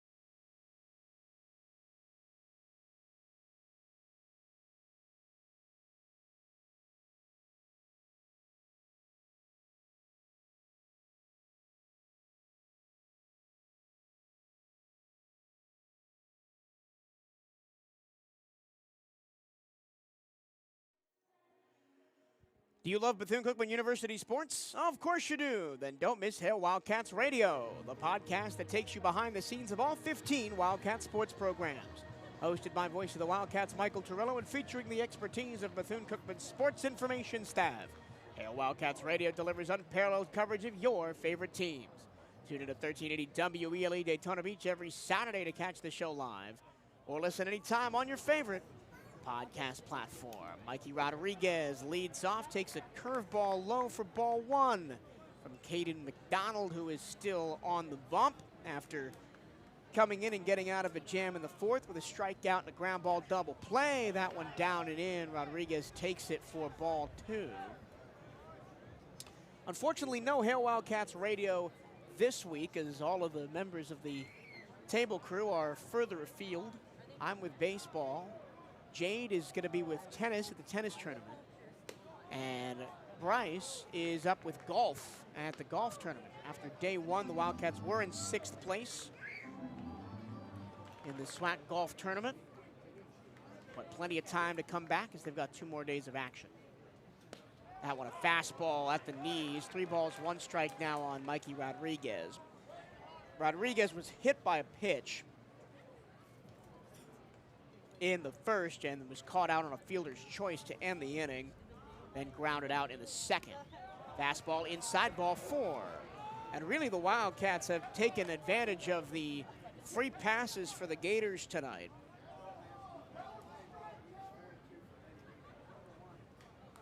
That's the 6th one. 3 walks, 3 hit by pitches in the ball game by the Gators pitching staff. We're already on their 3rd arm here in the top of the 5th. Caden McDonald, who's been the best of the 3 so far. Now to bring up Michael Lucena, 1 on and nobody out. Rodriguez on first, spinning a throwback to first. Of course, Mikey Rodriguez is a pretty big steal threat, 11 steals on 15 attempts this season. Lucena 0 for 2, a pop out to shallow right and a ground ball to first base in his 2 plate appearances. First pitch to him, runner goes on a hit and run out to center field, and that one's gonna drop in.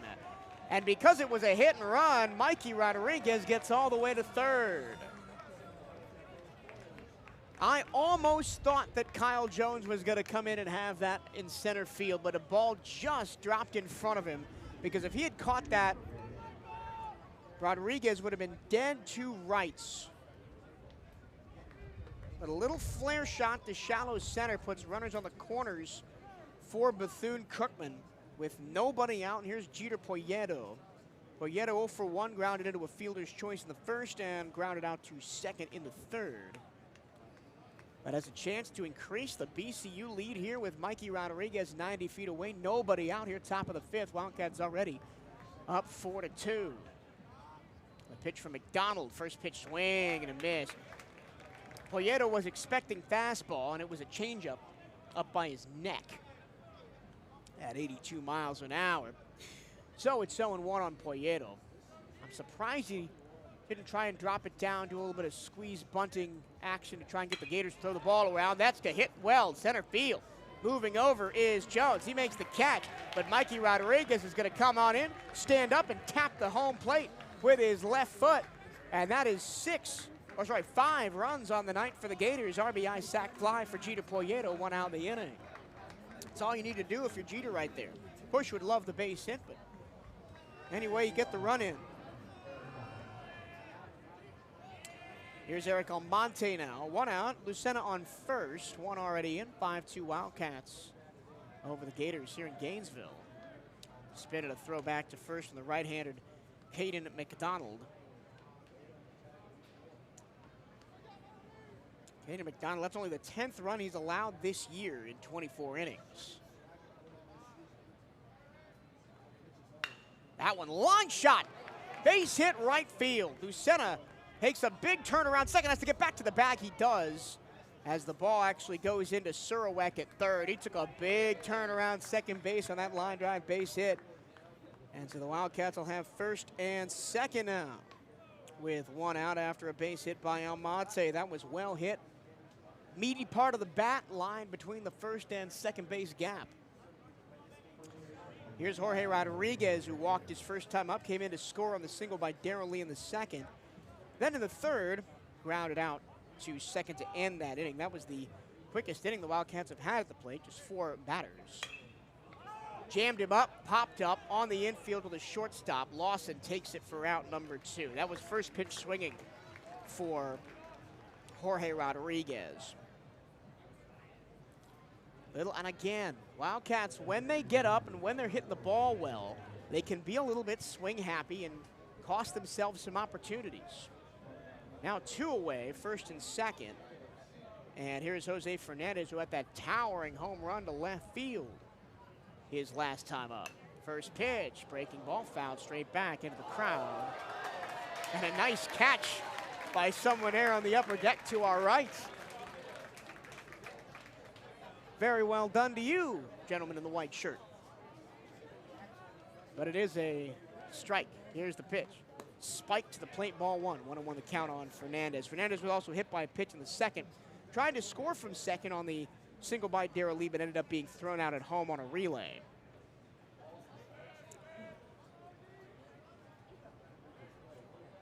Breaking ball, fly ball down the right field line in foul territory, heading towards the dugout, and the catch is made by Stripling for out number 3. So the Wildcats continue to stretch their lead. 1 run, 2 hits, 2 left, and we go to the bottom of the 5th. 5-2 Wildcats over the Florida Gators here on the CatEye Radio Network.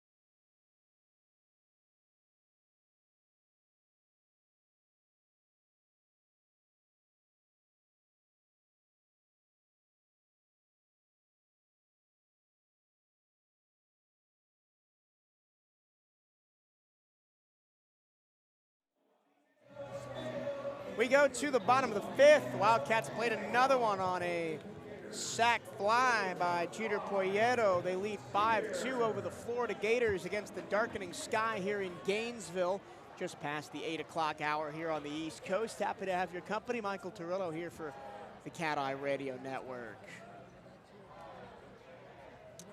Looks like Michael Lucetta might have an issue with his glove, or they're just changing out the play sheet. Yeah, no, it looks like he had an issue with his wristband on his glove hand. He's going to replace that and now head back behind the plate. 5-2 Wildcats. Both teams have 6 hits. The Wildcats have stranded 7. Gators on base. Anthony Anselmo. Here's pitch number 35. It's fouled away on a towering fly ball out of play to the right-hand side.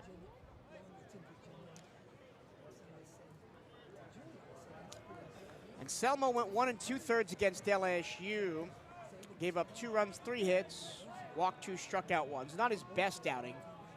Did throw 59 pitches. And he doesn't throw too hard. As I mentioned, he tops out at about 82, 83 as that went to the dirt. 1 ball, 1 strike. He can be a real innings eater guy. Chew through the middle of these midweek games. Fouled away again, first base side by Blake Sear, who leads off. And really be a valuable asset to you come tournament time when you're playing 5 games in 6 days, potentially 6 games in 5 days. And you just need bodies out there to give you innings and keep you in games. Here's the 1-2 to Blake Sear, who's 1 for 2, a single and a pop-up. That's a line drive base hit to center field. The Gators continue to hit the ball. That's the 7th hit of the game for UF. And that one about as hard hit as you will find a rocket back up the middle. And here is the designated hitter, Cade Curlin. Curlin also 1 for 2, single to left field in the first. That was an RBI single, brought home Ethan Surawek. Got underneath that one and fouled it off to the third base side. No balls, 1 strike to count. Then Curlin flied out to right to begin the third. That was the only 1-2-3 inning for either team tonight.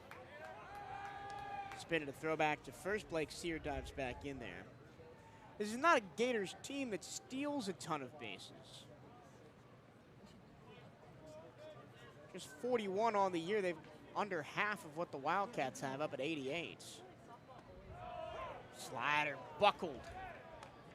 Curlin in the box and floats in on the inside corner for a strike, 0-2. Wildcats up 5-2 here, no outs, one on, bottom 5, and Selmo gets him to tip it into the glove for strike 3. Second strikeout on the night for the Wildcats, first for Anselmo. Dawson Turner had one back in the first. One away in the inning. Here's Landon Stripling, who's 0 for 2. Flew out to center field in the first, then popped up on the infield and was caught by Jorge Rodriguez to the right-hand side of the mound in the third. First pitch, check, swing. He went around, says third base umpire Victor Alejandro. No balls, one strike. That pitch was in the dirt to Stripling. He still chased at it. The Gators hungry to try and get back in this game. A 3-run deficit is pretty much nothing to a team like UF. Ground ball, base hit. Right up the third base line into left field. Trying to get to third. Here's the throw. The throw is offline. And going from first to third is Blake Sear. So runners on the corners, one out for the Gators.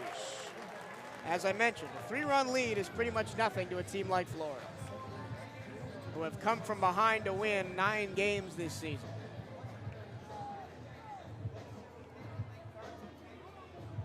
That one just a poker off the end of the bat from Landon Stripling up the third base line. Blake Sear hustling to get all the way to third. If the throw in from Lee had been better, they might have got him, but it pulled Martinez off the bag. First pitch, swing and a miss by Cole Stanford. He was sitting on changeup. That was a curveball that he got way out ahead of. Stanford has scored one of the 2 Gator runs tonight. Walked and scored back in the second. In the air, left field, shallow.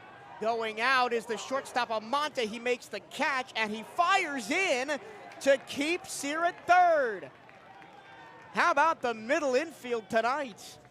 Jeter Poyeto back in the second made a terrific play in right field. Now backing up, backpedaling, Almonte makes a nice catch in shallow left field and keeps a run off the board.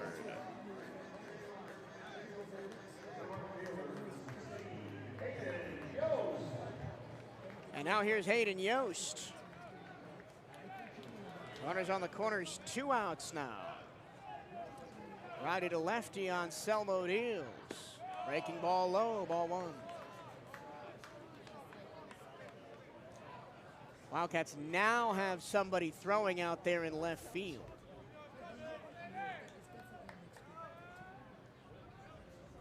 So this will probably be Anselmo's last batter no matter what. Breaking ball strike, caught the outside corner.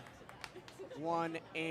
I believe that's Justin Morales throwing out there in the bullpen.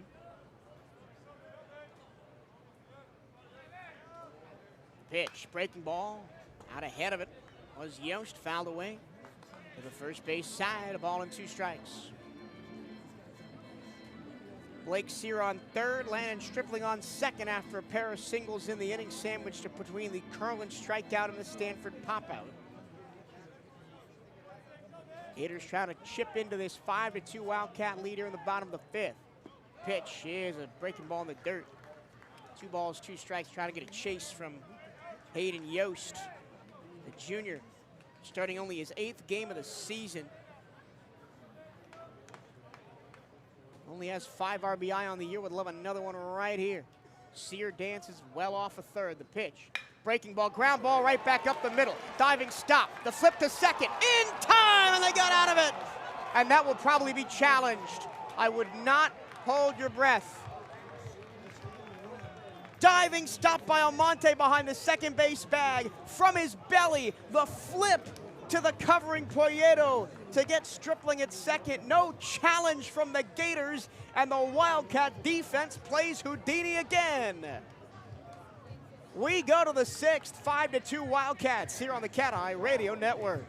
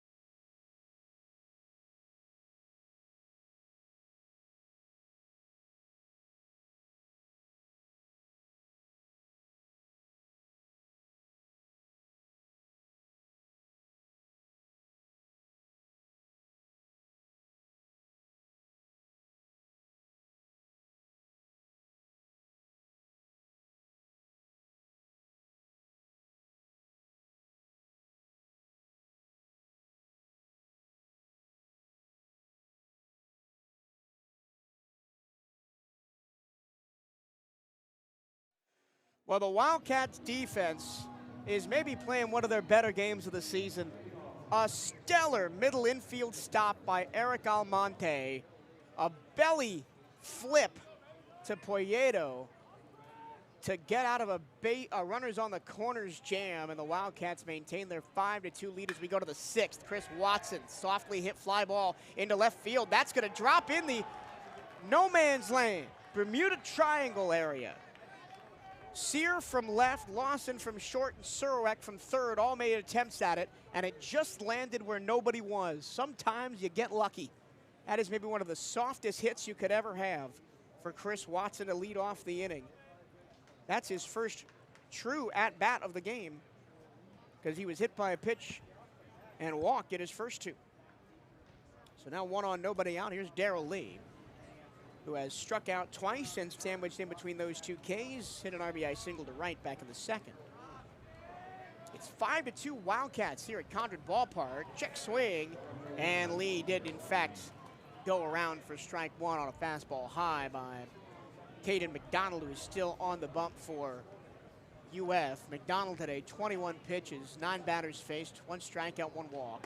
Lee squares to bunt, pulls it back, takes a strike low and away. It's 0-2.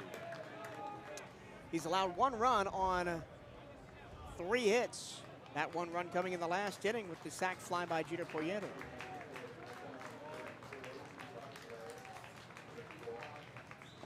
That one finds the top of the plate as it goes low, throwing his mask off his Stanford, but Chris Watson stays put. Let's get you around the SWAC again. First time in a couple innings we've gone around the SWAC here on this Tuesday night after the 1-2 from McDonald to Lee, who grounds the ball foul outside of first, just to the right-hand side of the safety bag. And he'll see another pitch. 2 games in the books on this Tuesday evening. Stephen F. Austin beats Prairie View A&M 13-7, and North Florida takes out Florida A&M 11-2. Games that are still underway. Of course, it's 5-2 here in Gainesville. Wildcats over Gators. Here's the 1-2 pitch to Darrell Lee with Watson on first and nobody out. Lee tipped it into the glove, his 3rd strikeout of the game. Tough night for Darrell Lee. That was a high fastball away, which, if you've frequented our broadcasts over the last couple of years, you know that has always been a struggle for Wildcat hitters, high away fastball. Here's Andre Martinez now. Watson on first and 1 out. Martinez 2 for 3, a solo home run in the first, an RBI double in the second, and he grounded into a 5-4-3 double play. This time he pops it up in foul territory on the first base side, right by the coach's box. Stripling makes the catch, and there's 2 away. I'm going to keep bringing it up, but the Wildcats, when they get in positions to do some damage, they can get way too swing happy and not work these counts and jump on the first or second pitch and give these pitchers rather, a chance to really work deep into these games. Now 2 away runner on first. Here's Mikey Rodriguez.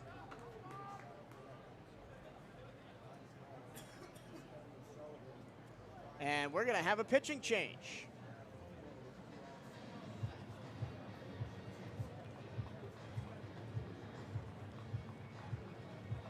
Kevin O'Sullivan trots out to the mound, and that'll be the end for Caden McDonald tonight. He goes 27 pitches,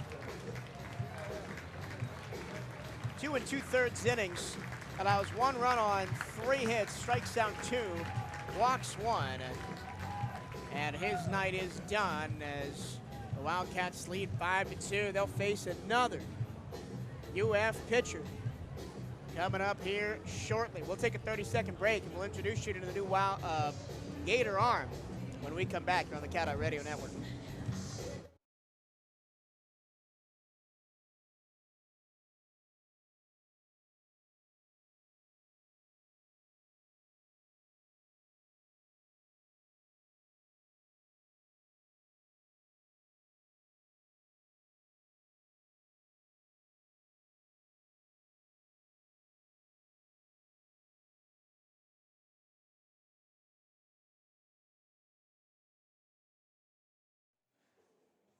The new pitcher for Florida here with 2 outs in the top of the 6th is the freshman from Panama City, Florida, and Arnold High School, Eli Blair.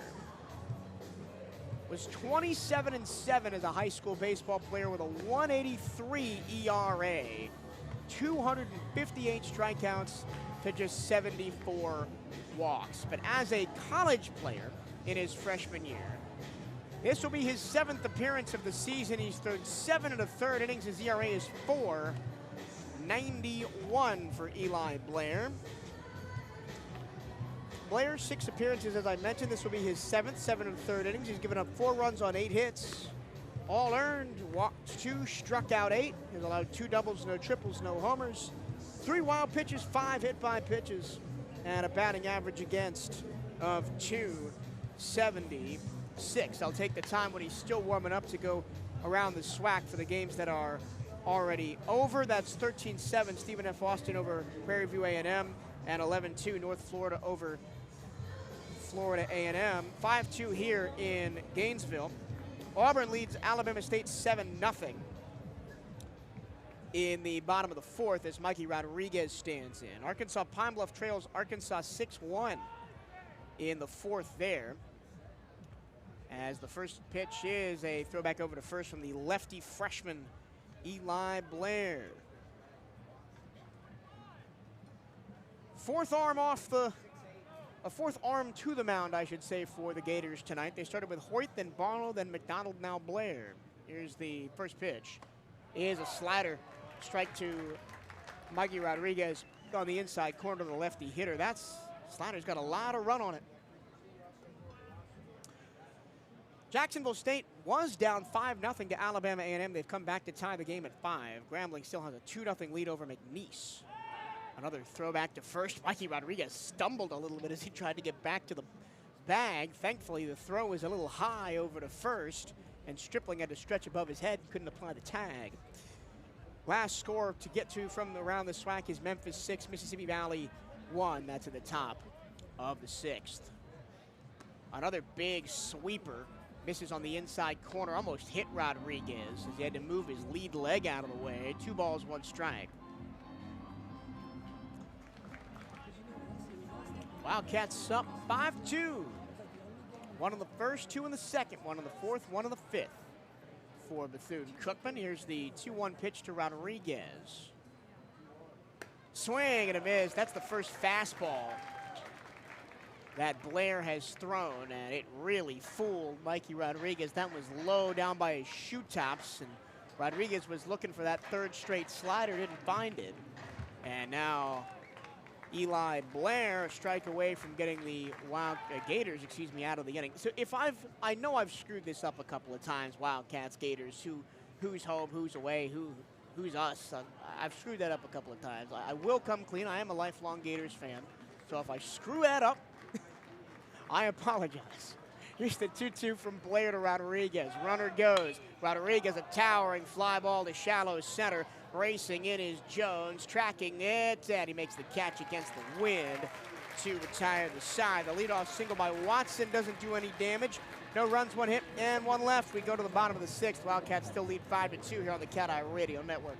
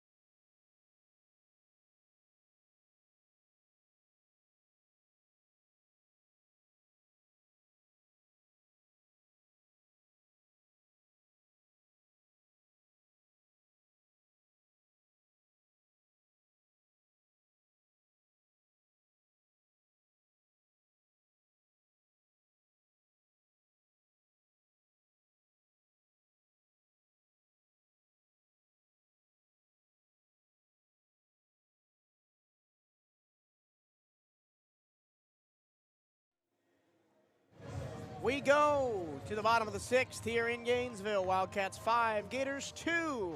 Here on the CatEye Radio Network on a beautiful Tuesday.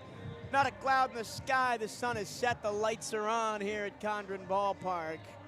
And the Wildcats have put together a brilliant defensive performance. 9-1-2 due up for Florida here in the 6th. Justin Nadeau will lead things off. Anthony Anselmo still on the mound. First pitch swing and a foul ball right at home plate for Nadeau. Nadeau 2 for 2, 2 singles to right field, one weak, one strong, but has been stranded on third twice.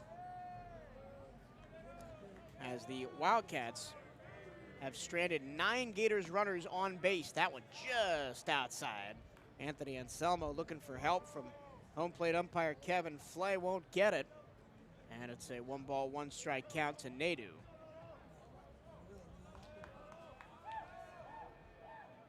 1-1 off the end of the bat, fouled away, and it's 1-2. The softball Cats are back at Studyland Park for one final time this softball season. Come catch Bethune-Cookman softball Friday, April 24th, as they host Alabama A&M for senior weekend in a SWAC matchup. Admission is free at 5 p.m. on April 24th. That one bounced to the plate, 2 balls, 2 strikes. Anthony Anselmo now up to 50 pitches. That would be his second most thrown in appearance this season, behind the, of course, 97 he threw against USF to pick up the win 2 weeks ago. The 2-2 to Nadeau. Breaking ball, pop fly off the end of the bat to left field. Arcing towards the line, Darrell Lee corrals it out, number 1. First time Nadeau has been out tonight. That'll turn the lineup over for the 4th time this evening. Here's Kyle Jones, who's 0 for 2 with a walk, does have an RBI sac fly. One of his 2 flyouts to center. Nike is the official outfitter of the Bethune-Cookman Wildcats. Gear up on the newest BCU Nike gear at Nike.com/Bethune-Cookman Wildcats. First pitch, ball low, 1-0 to Jones. Of course, Jones, unbelievable last week across 4 games, 8 for 14, 571 average, 6 runs scored, 12 total bases, a home run, a double, and 2 RBI. Big cut and miss. He was ahead of the changeup on the outside and low, and it's 1-1. And he was 5 for 5 in the last game for the Gators in the Sunday rubber match against Georgia up in Athens. Changeup low and away, 2 balls, 1 strike. In that 5 for 5 appearance, 5 hits, 1 homer, 3 runs, 2 RBI. As that one way outside in the opposite batter's box, 3-1. And Anselmo gets behind another leadoff batter. He has kind of struggled in that regard this evening, but the defense behind him has gotten him out of a whole heap of trouble. But how far can you ride that if you're Anselmo? Breaking ball, strike, cut the inside corner, 3 balls and 2 strikes. The icing on the cake of that performance against Georgia for Kyle Jones is he's from Athens. He was playing in his hometown. I'm sure a bunch of family was in attendance. The 3-2, fouled straight back, will do it again. Jones, of course, from Athens, started his career at Stetson, just down the road from us in Daytona Beach, over in DeLand. Played 62 games at Stetson as a freshman, batted leadoff before now playing his last 2 years in Gainesville for the Orange and Blue. Once again, the 3-2, missed it, ball 4. So with 1 out, another base runner for the Gators. And that'll bring up Brennan Lawson, who is 1 for 3, an infield single, a strikeout, and a fly out to center.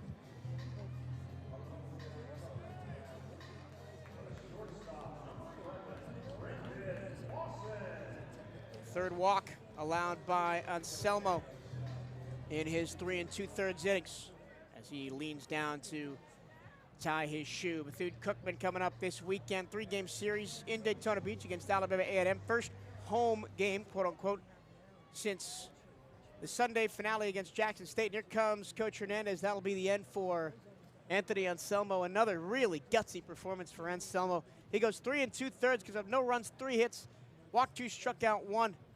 and had some terrific defense behind him from all fields, especially from Eric Almonte and Jeter Poyeto, who has both made spectacular plays behind him. And it looks like Anselmo is talking to the trainers. He may not be coming out. Looking at his right foot, the trainer's asking him to take weight off, put weight on, stand on his toes of his right foot, jump around, see if it hurts.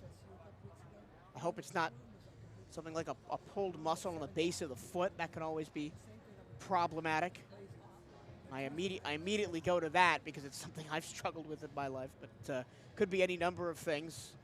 And that's, of course, the foot that you use to push off the rubber with for the right-hand pitcher. Looking at his right foot. He's going to get some warm-up pitches back to Lucena. Now, coming up on Friday, the Wildcats will play their first game in Daytona Beach since March 29th. That was a 5-4 win against Jackson State as they start a 3-game series with Alabama A&M.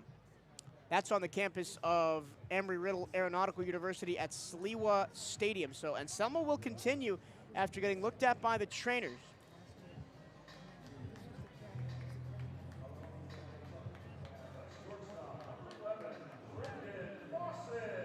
As Brennan Lawson comes in, Wildcats do have arms throwing in the bullpen. Justin Morales is going out there. 1 on, 1 out. Bottom 6. Wildcats up 5-2. First pitch, Anselmo misses outside to the lefty Lawson, who is 1 for 3 with an infield single. That infield single came back in the second as he grounded the ball to first, and a little bit of miscommunication between Rodriguez and Turner meant that nobody was there to stand on the bag. Here's the 1-0. Fastball strike, inside corner, belt high, and it's 1-1. That's one of the faster pitches Anselmo's thrown tonight, up at 81 miles an hour. Wildcats 5 runs, 7 hits, committed 1 error. Here's the pitch, breaking ball, low and away. Barely missed the zone. 2 balls, 1 strike. The Gators 2 runs on 8 hits.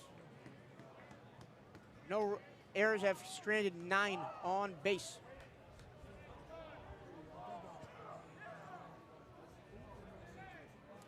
But as I've mentioned several times tonight, as that's a swing and a miss, strike 2. Curveball outside corner. Brandon Lawson was too far ahead of it, 2-2. As I've mentioned several times tonight, the Gators have 9 come-from-behind victories this season. You often talk about the Wildcats as being Los Gatos Locos, or cardiac cats. Breaking ball, low ball 4. Well, correction, low ball 3, as it was a 2-2 count, my bad. But now it's a full count again to Brandon Lawson, 1 on, 1 out, here in the 6th. The Wildcats have a brutal rest of the non-conference schedule, and really the rest of the conference schedule, too. The remaining non-conference games, they've got 2 against UCF, 1 home, 1 away. At Florida International, at Stetson. That one hit. Brandon Lawson on the leg. Was trying to throw the inside changeup, forced a swing and miss, came too far inside, and once again the Gators threaten.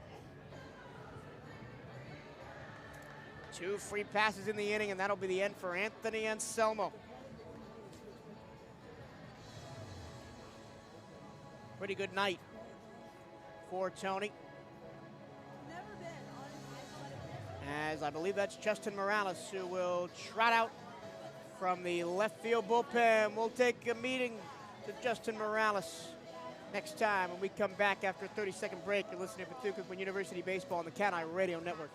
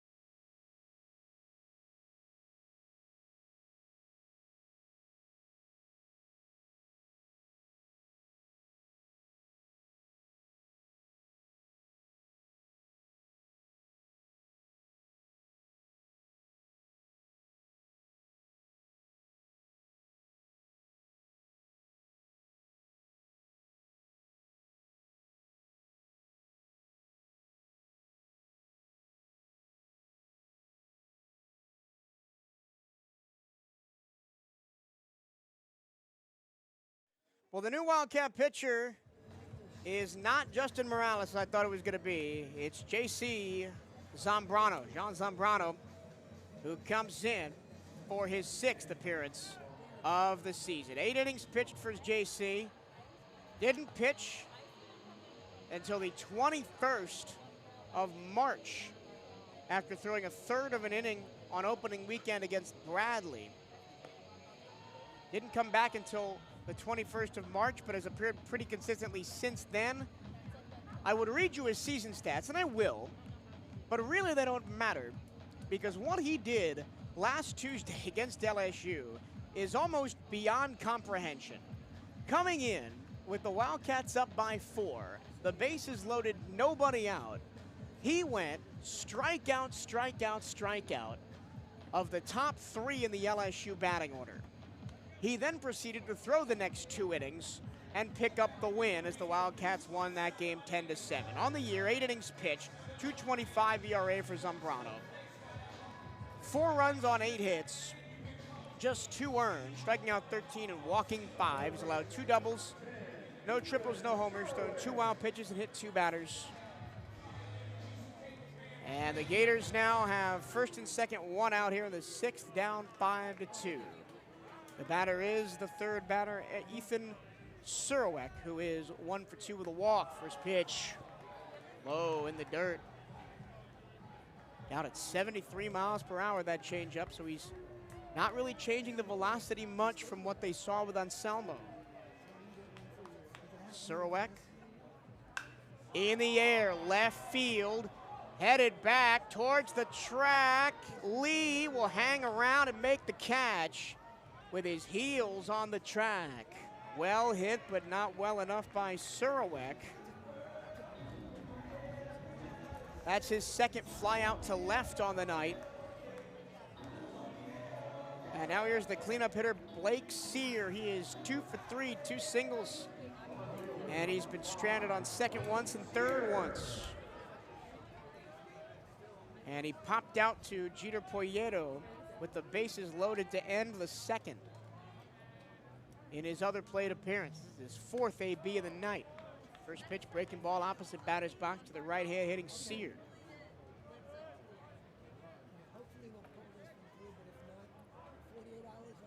Blake Sear, Windermere, Florida, transfer from Miami. Senior watches a strike, fastball outside corner.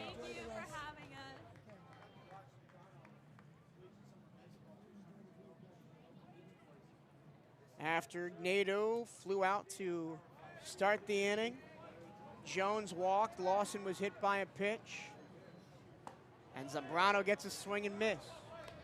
On Sear, a ball and 2 strikes now. And then Anthony Anselmo walked Jones, hit Lawson, and then was pulled to set up this confrontation with Blake Sear with 2 outs. Here's the 1-2. Bounce to the plate. Nice job by Michael Lucena to keep that one in front of him. Just acted like a soccer goalie, took that one off his chest protector.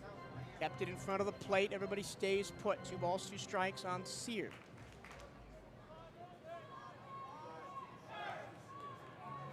Sear, 29 ribbies on the year.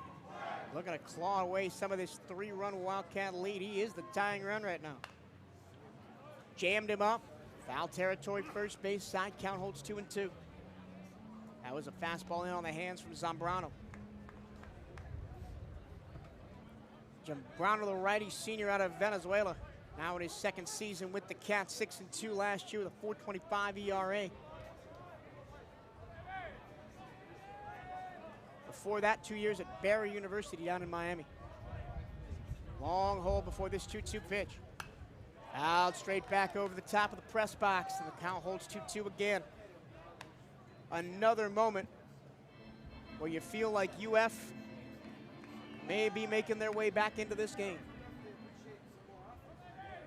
A big lean in from Zambrano. Now he comes set, and the 2-2 from the stretch. Line drive, center field, that's a base hit. That's going to score at least 1. Coming in to score from 2nd is Kyle Jones. Going from 1st to 3rd is Lawson. RBI double for Blake Sear. it is 5-3, a 2-run lead, and Sear now represents the tying run on second behind Brennan Lawson. Blake Sears had a really solid night. Now 3 for 4 with 3 singles and an RBI. Here is Cade Curlin, who is 1 for 3, a single to left. Picked up an RBI in the first. That got the Gators on the board. Then flew out to right in the third and struck out in the fifth. Second and third. In the air, left center field, well hit. That's going to head towards the gap. That's going to tie the game at 5. Curlin racing for second. Curlin checks up, a 2 RBI double, and it's 5-5.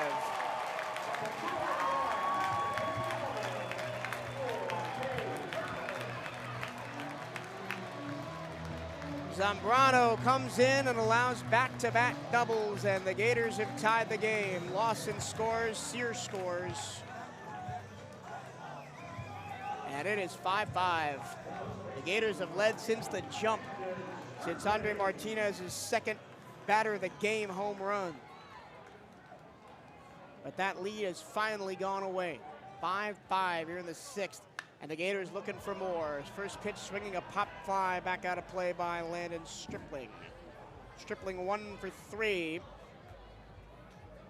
Singled left in the fifth. He was the guy that was running to second when Eric Almonte had that miraculous stop behind the bag to keep the Gators off the board back in the fifth. He's the 7th batter of the inning for the Gators. Now Zambrano needs to just get the Wildcats back to the dugout, see if their bats can do some damage. As it felt like the Wildcats were teetering on a knife's edge this whole game. And it finally came back to bite them here in a 3-run fifth for the Gators, and it continues. The pitch to Stripling. Ground ball towards the first base side. Taking it himself this time is Rodriguez. That'll be the end of the inning with 3 runs on 2 hits and 1 left aboard. Ties the game at 5-4 Florida. We go to the 7th inning. Back third coming up from Condren Ballpark in Gainesville. 5-5 Wildcats and Gators here on the CatEye Radio Network.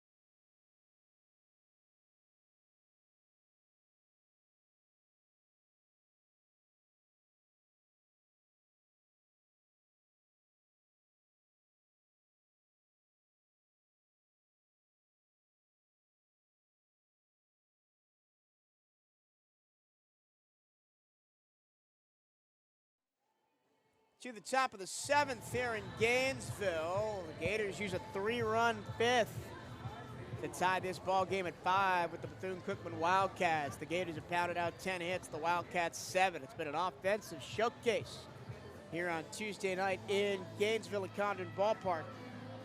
The Wildcats, who have led since minute 1, now find themselves in a tie ball game. Michael Lucena leads off. He's 1 for 3, single to center in the 5th. Other than that, popped out to shallow right and grounded out on the infield. First pitch to him, outside, ball 1. Eli Blair starts his 2nd inning of work after coming on in the 6th inning and getting just 1 out.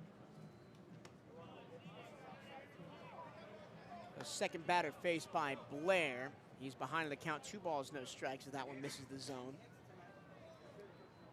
And already A mound consultation between Stanford, the catcher, and Blair, the pitcher. No coaches or any of the infielders yet on this one. Make sure you are representing Bethune-Cookman University Athletics to the fullest, now featuring all new items. Buy the latest BCU gear online at the Bethune-Cookman online store. Go to bcuathletics.com and click on shop to find the newest BCU clothing and apparel. That's bcuathletics.com and click on shop. And that was just a waiting game. Here comes Kevin O'Sullivan. So officially, Eli Blair will only face one batter. It was Mikey Rodriguez, we got to fly out to center field in the 6th. And then he throws 2 pitches, both balls, to Michael Lucena. And here comes Kevin O'Sullivan. There's about 3 or 4 blue jerseys that we're throwing over there on the right field bullpen, just to the right of the Disney Grove area where fans can sit and relax on some orange and blue lounge chairs, watch the game through the clear outfield fencing here at Condon Ballpark. And they will make a pitching change, as to the bench goes Eli Blair. And the Gators will have a 5th pitcher on the night. Well, I'm not sure, but if any Gator fans are listening tonight, thank you for joining us here on the CatEye Network, listening to a Bethune-Cookman-centric broadcast. Let's go around the SEC, just for those of you curious. Right here in Gainesville, it's 5-5 in the 7th. South Carolina was tied with Davidson at 6. South Carolina's taking an 8-6 lead there in the bottom of the 6th. Southern Miss is trailing Ole Miss. Ole Miss 6, Southern Miss 0. That's a big game at Trustman Park in Mississippi. UAB is leading 11th ranked Alabama 6-5 in the bottom of the 5th, as the new pitcher for the Gators is, I'm gonna have to wait for an official announcement because I see 36 and they don't have a 36 on their roster. It is 38. Cooper Walls, San Diego, California native, will pitch now for the Gators. Cooper Walls, the transfer from Hawaii, 3-2 with a 5.59 ERA, 11 appearances, 7 starts, 29 innings pitched. He's allowed 21 runs on 34 hits. 18 of those 21 earned, striking out 28 and walking 8. He's allowed 8 doubles, 2 triples, 1 homer. His batting average against is .288. He was the Big West Freshman Pitcher of the Year for the Hawaii Rainbow Warriors last season. A 3.37 ERA, 45 strikeouts, 15 walks, 60 and a third innings pitched for the Bows, and then made his way about as far as you can go from Hawaii all the way to Florida now for his sophomore year. And he will try and keep this game tied here in the top of the 7th. Keeping you going around the SEC, we got an SEC SWAC game in Arkansas. It's now Arkansas 7, Arkansas Pine Bluff 1. Texas A&M 6, Houston 2. That's in the 5th inning. Mississippi State all over Samford. That in the bottom of the 5th, 11-1. Vanderbilt on top of Lipscomb, 6-0. That's a crosstown rivalry there in Tennessee. Texas A&M Corpus Christi is leading number 4 Texas 6-2 in the top of the 4th. That's at Texas. Northwestern State and LSU tied in the bottom of the 4th at 1. Oklahoma State leading Oklahoma 3-0 in the bottom of the 3rd. That's your around the SEC. So, with a 2 balls, no strike count, the first pitch is a 93-mile-an-hour fastball low to Michael Lucena. This is still the first batter of the 7th inning through the pitching change. Now 3 balls, no strikes. As there's a strike. Letter high right over the middle by Cooper Walls. And it's 3-1 to Lucena. 5-5 here in Condon. There's ball 4. Missed it inside. Lucena a leadoff walk.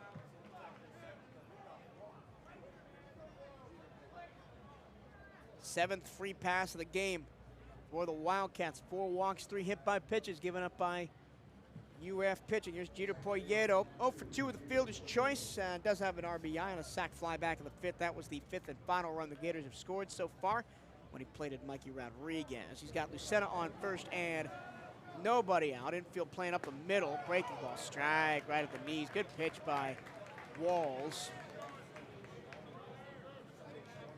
Walls, a big, tall right-hander, 6'5", a sophomore out of San Diego, California. From the stretch, here's the pitch. Poyeto off the end of the bat to right field. That's going to drop in for a base hit. Yost charged hard from his right field spot, but he was playing pretty deep. And that one got down, 2 on, nobody out. First hit of the game for Jeter Poyeto.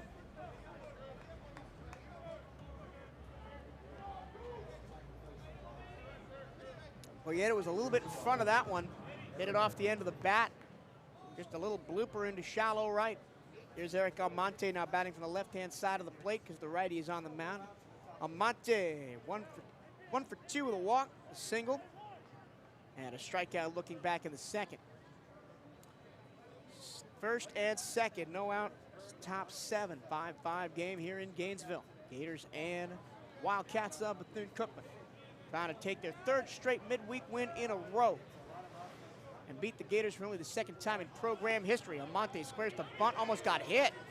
He says he did get hit, and he's going to want to challenge it. And the Wildcats will indeed challenge it.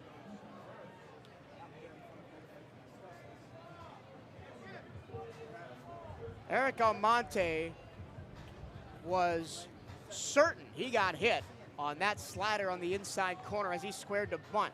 All 4 umpires are talking about it now.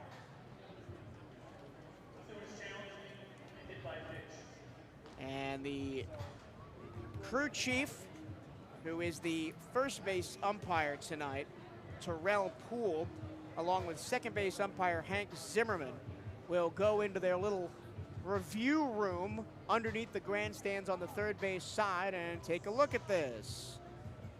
Ooh, I don't think so. They just showed it on the big screen. Almonte claims he got hit on the foot as he leapt backwards, and I don't see it from the one view that I just got off the scoreboard. It looks like he got his foot out of the way in time. That's going to be very hard to overturn. So I would not be surprised if Almonte just gets back in the box and has to face Cooper Walls again, and the Wildcats will lose the challenge. No outs, top 7. Lucena and Poyeto on 2nd and 1st, respectively, after a walk and a bloop single to right. You can hear by the crowd's reaction what they think of that challenge. Eric Almonte is standing over behind first base and talking to Coach Allen. We are currently under review for an Eric Almonte claim that he got hit by the first pitch he saw from Cooper Walls.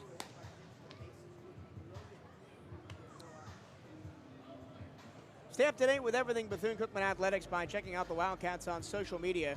Give BCU Athletics a like on Facebook and follow the Wildcats on X and Instagram at BCU_Athletics. For the latest on BCU baseball, follow at BCU Diamondcats on X and Instagram. And the Wildcats have a really difficult close to the season. I already talked about the midweekers. UCF twice.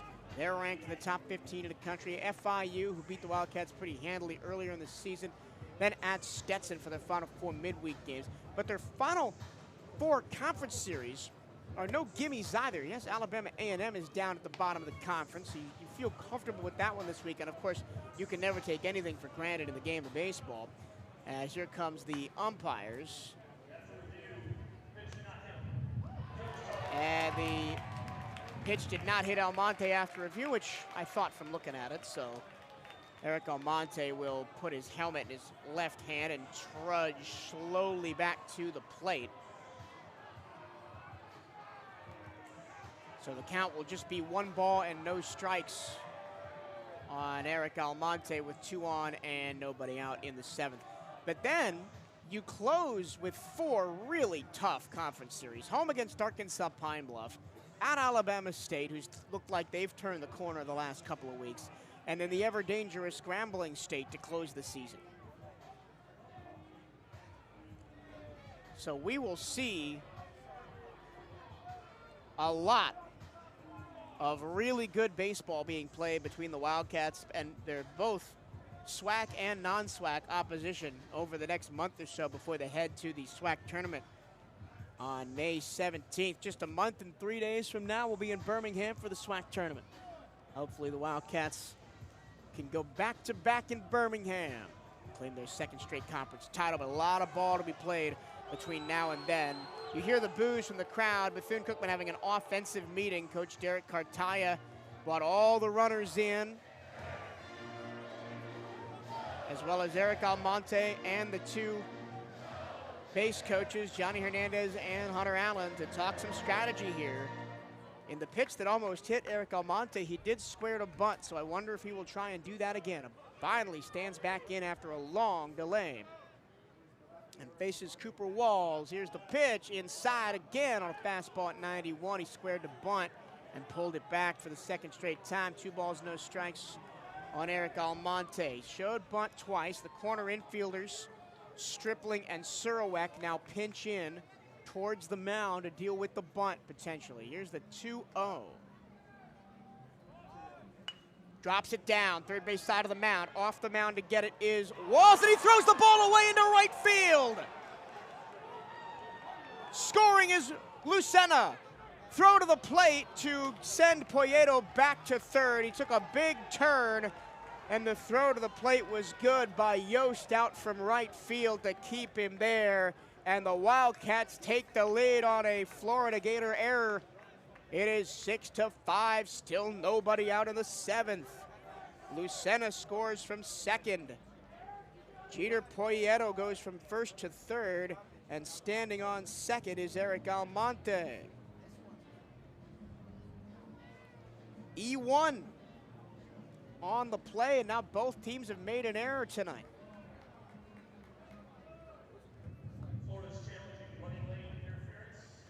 Wow. Well, we've seen this before. Back at USF, I think it was Eric Almonte again that got called out on it. This would be rough.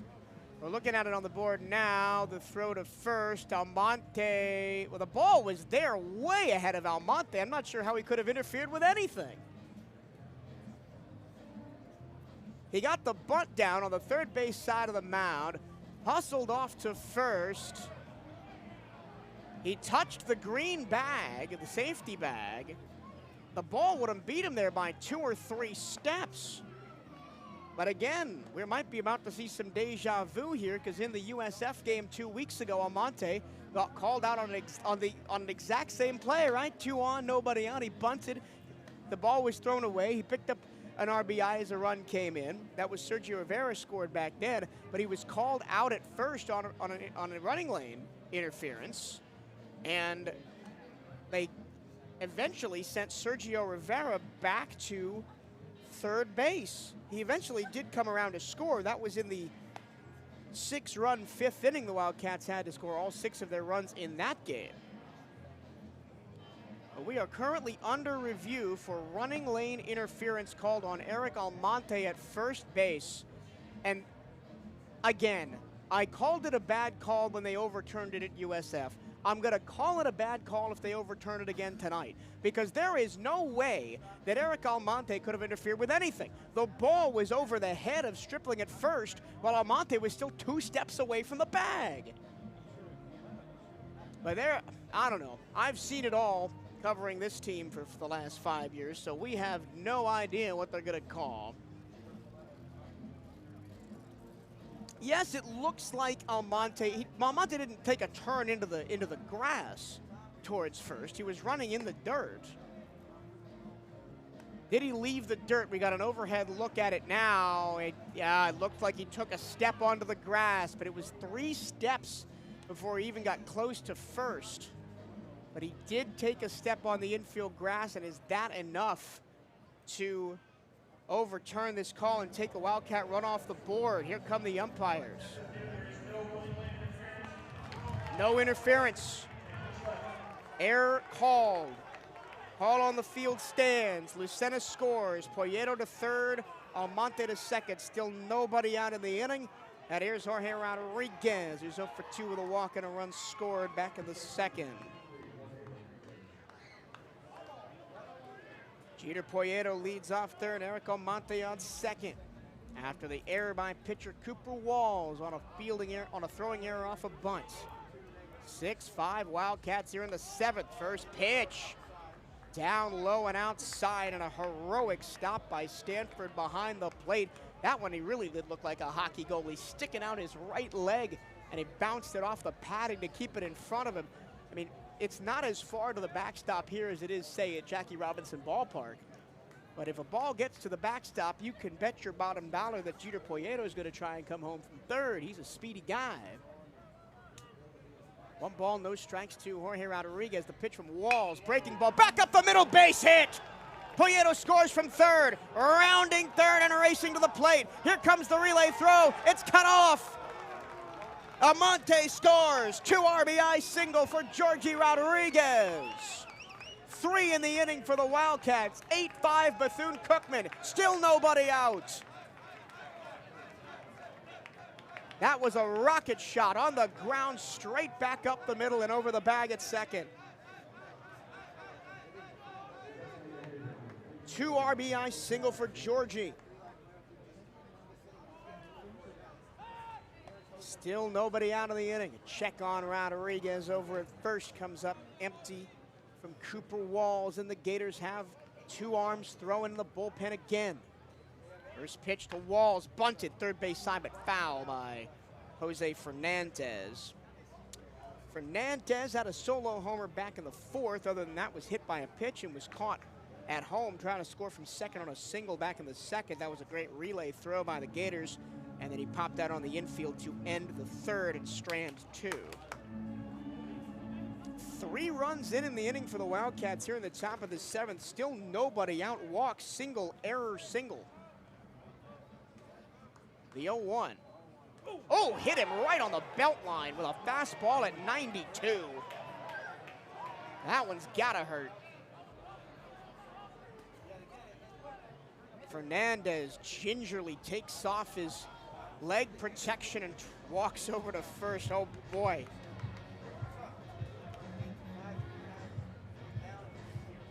And that's going to be the end for Cooper Walls. He came in to begin the inning after Eli Blair started the inning through 1 pitch.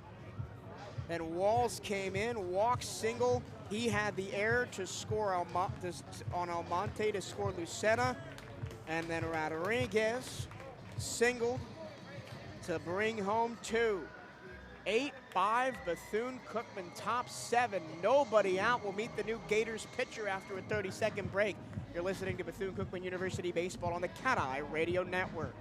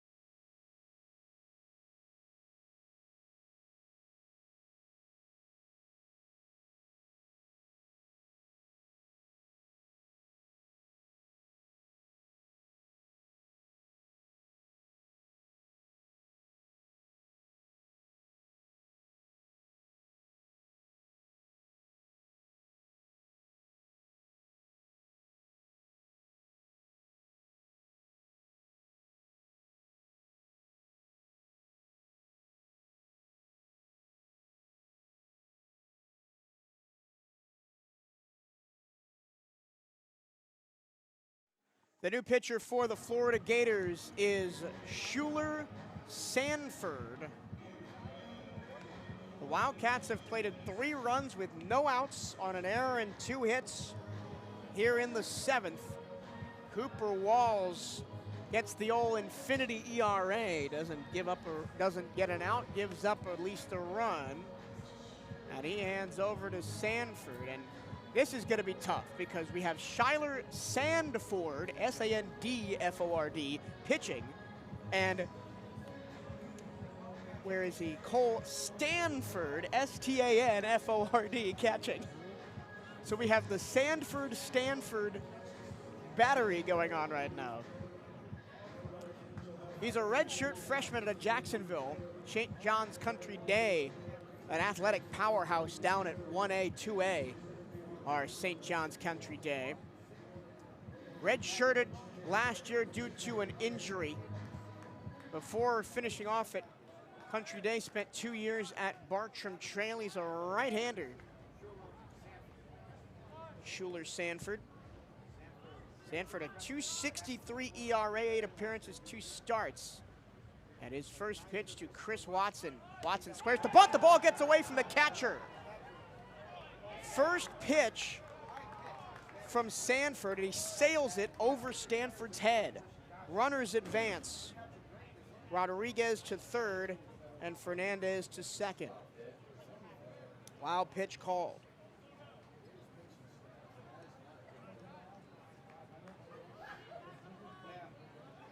One ball, no strikes. Numbers on Sanford. 13 2/3 innings pitched. He's given up 5 runs on 8 hits, 4 earned, striking out 17 and walking 9. He's allowed 2 doubles, 2 homers with a batting average against him 170. But if he can't find the strike zone, as that one goes up and in and forces Chris Watson to back way out of the zone, he's not going to get much done at all. And you've got to think the head coach, Kevin O'Sullivan, is not going to have a very long leash with his pitchers right now. Second and third, still nobody out. Watson, watch the fastball strike, 94 on the inside corner at the belt. That's the fastest pitch anybody's thrown tonight. With a 170 batting average against means he's got really good pitch to contact type stuff. Here's the 2-1. Foul straight back, a fastball just below his chin. Watson chased at it and ended up getting a piece. 2-2.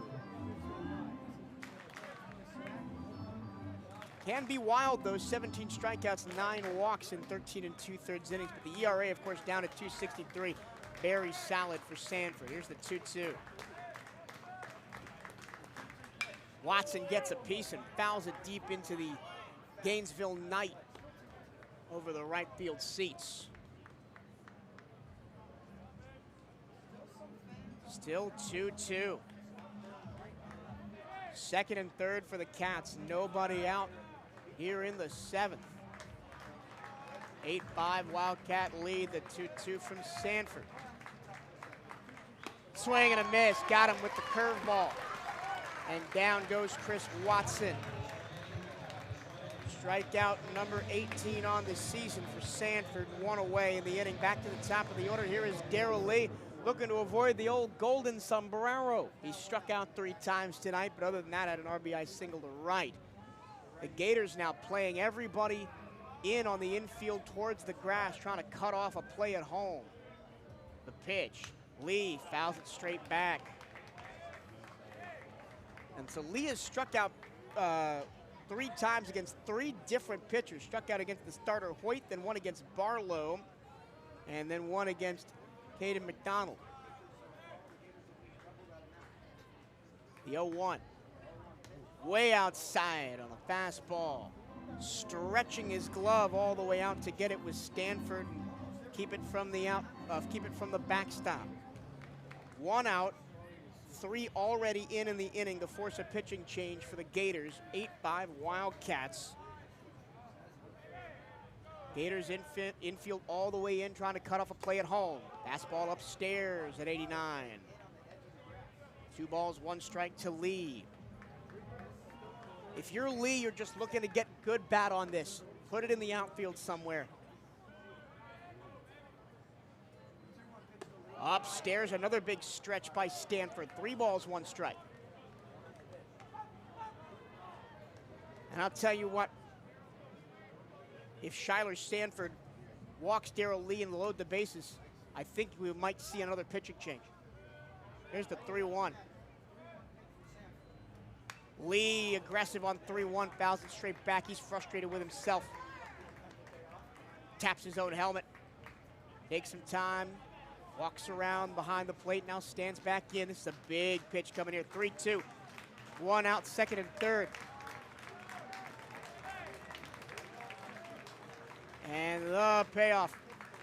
Lee, rocket shot, base hit right field. That's gonna score just one as Yost was playing in and throws home. Jorge Rodriguez scores, everybody moves up. Second RBI single to right for Lee tonight. That was a rocket shot. But I'll tell you what, because the infield was all playing up, Nato didn't have a chance at that ball. If he's sitting back on it, that's probably an easy out at first. But because they were trying to cut off the runner at home, the Wildcats get lucky and score another one. 4 in the inning. Still just 1 out. Runners on the corners now. Jose Fernandez goes to third. And here's Andre Martinez, who's 2 for 4, a homer, an RBI double. A double play and a pop fly on the infield. First pitch. They'll let Darrell Lee have second. Quick pop from Stanford, but he holds on to the baseball. Stolen base for D. Lee.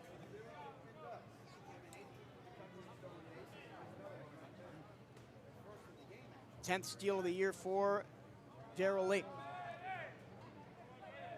Now second and third, the pitch to Martinez, down low. Bounced it to the plate. Another great job by Stanford behind the dish to keep that one in front of him. Man, he's gonna have bruises on top of his bruises tomorrow morning. That's, by my count, 4 wild pitches this inning that he saved from being wild pitches. And there was one wild pitch that was actually a wild pitch and got over his head. The 1-1 to Martinez. Andre, bouncer, third base side, past the diving glove of Surovec. Down the line, that's gonna score 2. Andre Martinez, as that ball buries itself in the corner for a stand-up 2 RBI double. The Wildcats are pouring it on in Gainesville. It's 11-5, a 6-run inning for the Cats, still just 1 out.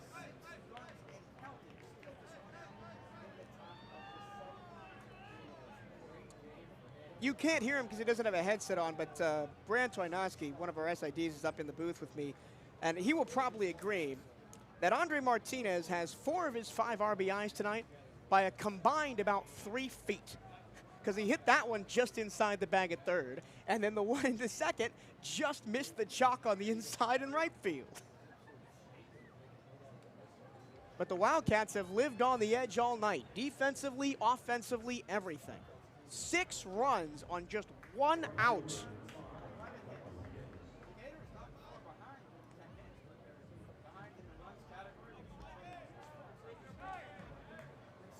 Fernandez scored on the play, so did Darrell Lee coming in from second. 6 runs, 1 out on 1, 2, 3, 4 hits, an error, and a hit by pitch. First pitch is a ball to Mikey Rodriguez. He's the 9th batter of the inning.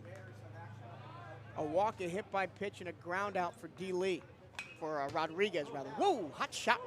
Foul ball right in front of the Wildcat dugout. Everybody on the rail jumped back instinctively as that one really fast came towards the third base dugout. 1 ball, 1 strike. Shyler Stanford still on the hill, the 1-1.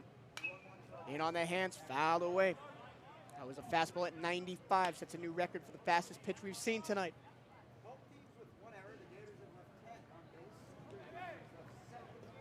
Mikey Rodriguez down to the count of ball and 2 strikes. Stands in, righty to lefty. Here's the 1-2 from Stanford. Ground ball, first base side. That's gonna get through for another hit. Andre Martinez is gonna try and score from second. The throw to the plate. Gets away, gets to the backstop. And Mikey Rodriguez is going to advance to second. He's got another ribby. How about the wheels from the big man, Andre Martinez, to slide in under the tag all the way from second. And it's 12-5 Bethune-Cookman. And the Wildcats have batted around here in the 7th.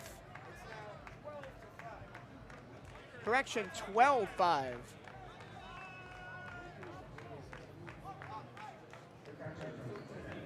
So Michael Lucena will bat for the 5th time of the game, the 2nd time this inning. That one by Rodriguez, just a slow ground ball to the first base side. Seeing eye single right between Nadeau and Stripling. First pitch is strike 2, Lucena. Popped down in the first, grounded out in the 3rd, then singled to center in the 5th, and walked and scored earlier in this inning. Ground ball in the dirt, and another sliding stop behind the dish by Stanford. I'll tell you what, I was about to say steak dinner, but these pitchers are going to have to buy Cole Stanford some pizza or something after this game for the torment they've put him through behind the plate. 1-1, way outside and low, bounce to the plate again. Trying to take third is Michael Rodriguez, and he will with no throw as that ball bounced off of Stanford's chest protector and halfway back to the mound.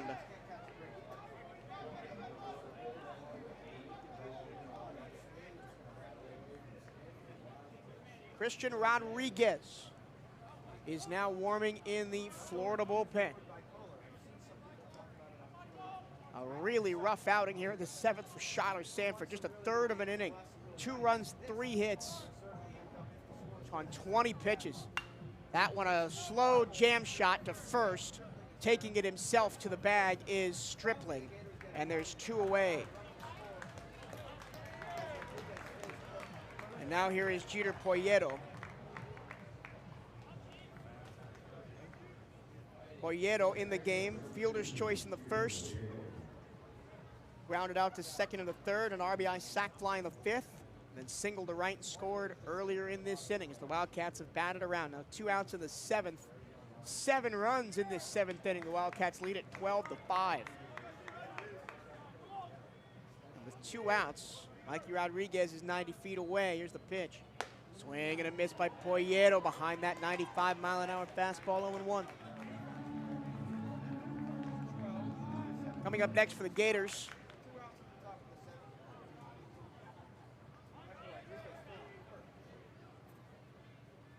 they've got Auburn here at the ballpark this weekend. That's going to be a tough matchup.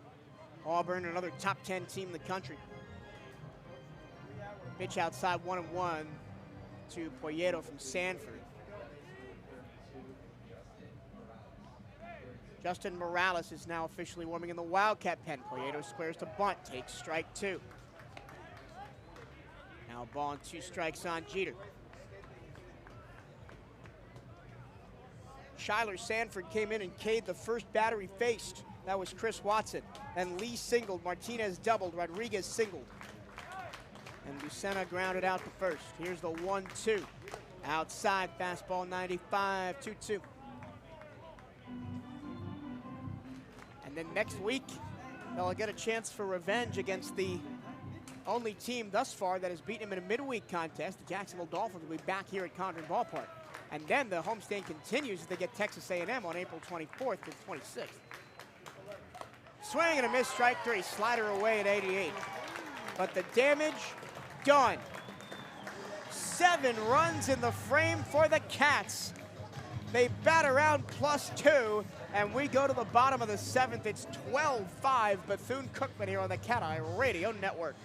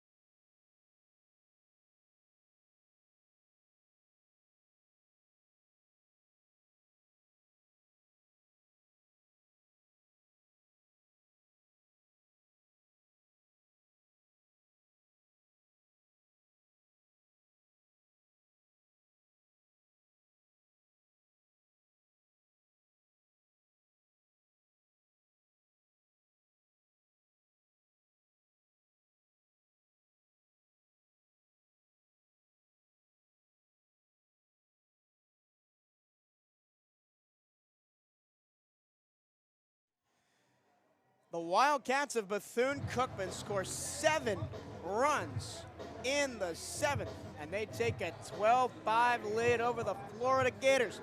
This is the largest deficit of the season for Florida in a game. Well, sorry, let me try that again. The largest deficit that Florida has come from behind to win this season was 5. First pitch from J.C. Zambrano to Cole Stanford, the catcher, who did some heroic work behind the plate, making sure it wasn't more on a couple wild pitches. Stands in, a ball and no strikes. Zambrano deals. Fastball, strike inside corner, 89. Justin Morales is now officially warming in the Wildcat pen. We will see him. We will probably also see Pablo Torres tonight, as Coach Hernandez and company, as that one misses down and away. 2-1. Coach Hernandez and company get everybody in that hasn't pitched in a while, because the Wildcats dominated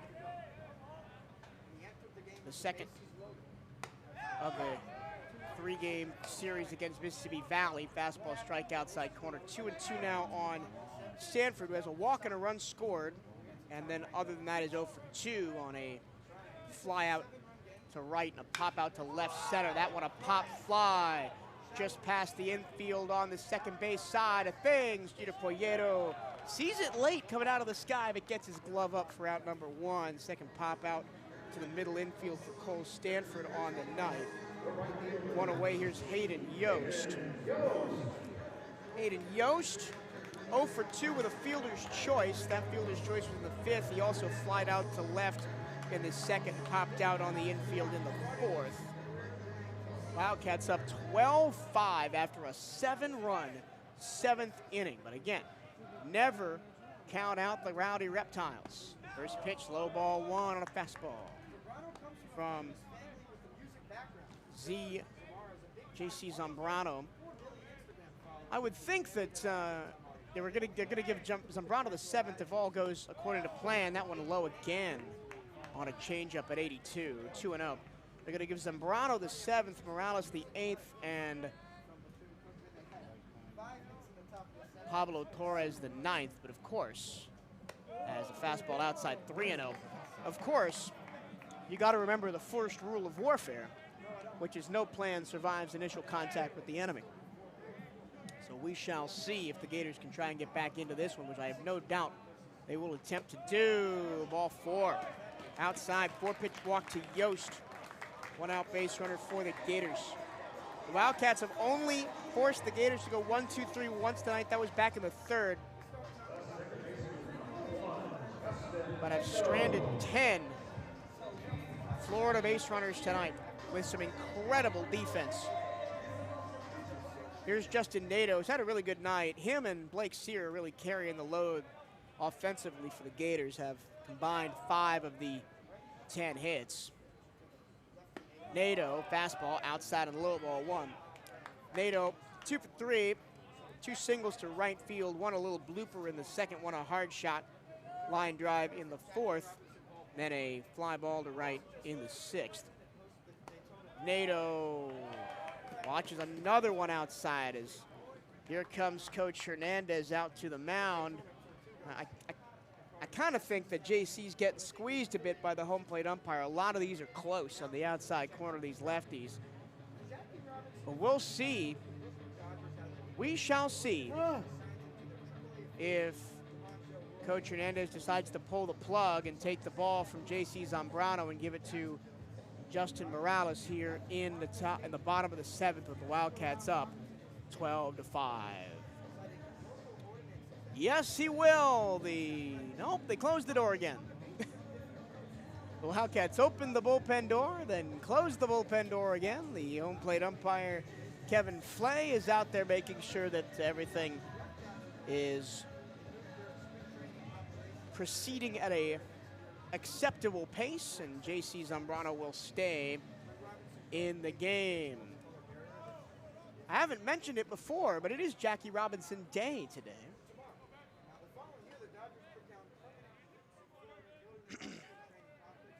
So the team that plays at Jackie Robinson Ballpark winning on Jackie Robinson Day, well, it just kind of makes sense. Although J.C. Zambrano, that one wasn't close. In the opposite batter's box to Nato. And there's 3 balls and no strikes on Justin. Zambrano from the stretch. Nato watches ball 4, 2 straight walks. Here comes Coach Hernandez, and that should be the end for Zambrano, who really did struggle in this appearance. 3 runs allowed on 2 hits and walked 2. What you really don't want to do if you're the Wildcats here is give the Gators a chance.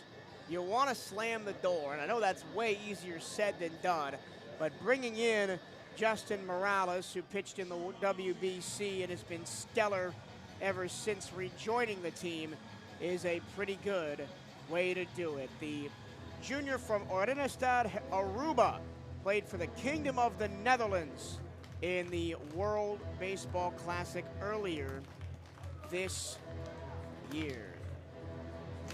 Morales is a right-hand pitcher. Will be making his 11th appearance of the season. 2-1 with a 2.50 ERA. He has 1 start. That was 7 days ago against LSU. But he's mostly been used as a closer, has 2 saves.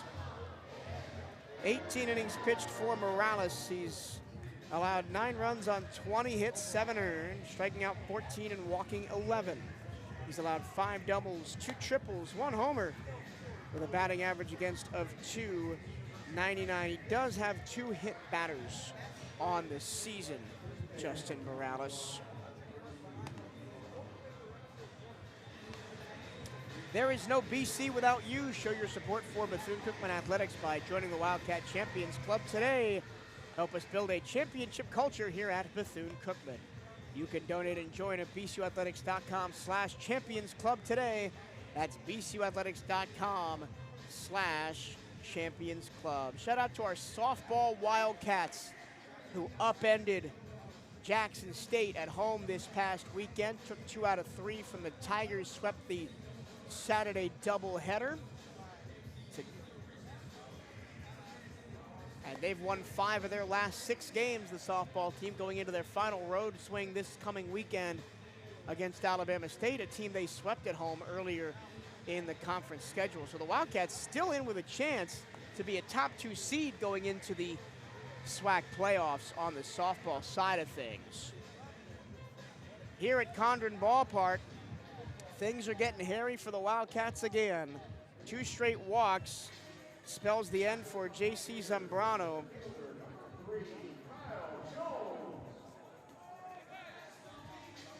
And one of the hottest bats in college baseball, Kyle Jones, is going to come to the plate. 2 on, 1 out. First and second after 2 walks. He faces the righty Justin Morales. First pitch, righty to righty. Ground ball, foul outside of third. Fastball inside at 93.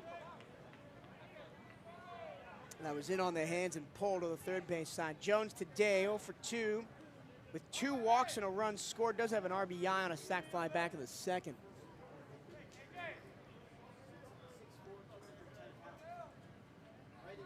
The Aruban deals. Breaking ball misses inside, didn't catch the zone. That zone has struck, from my vantage point, to the size of a pea. Not many edge calls getting called strikes for the Wildcats here in this inning. Here's the 1-1. Breaking ball, that one caught the zone at the knees, 1-2. Jones not really happy about that call. Shook his head, steps out of the box. Now we'll stand back in. Morales, the 1-2. Fastball bounced to the plate. Nice job by Michael Lucena to keep it in front of him and keep the runners at first and second. 2 balls, 2 strikes. Justin Morales started the game against LSU. Struggled a little bit against the Tigers. Allowed 3 runs on 4 hits. Walked 4, struck out 1. And then just threw 1 inning against Southern to get the save in his previous appearance. Allowed nothing, no hits, just 1 walk in the 9th inning appearance. The 2-2 to Kyle Jones.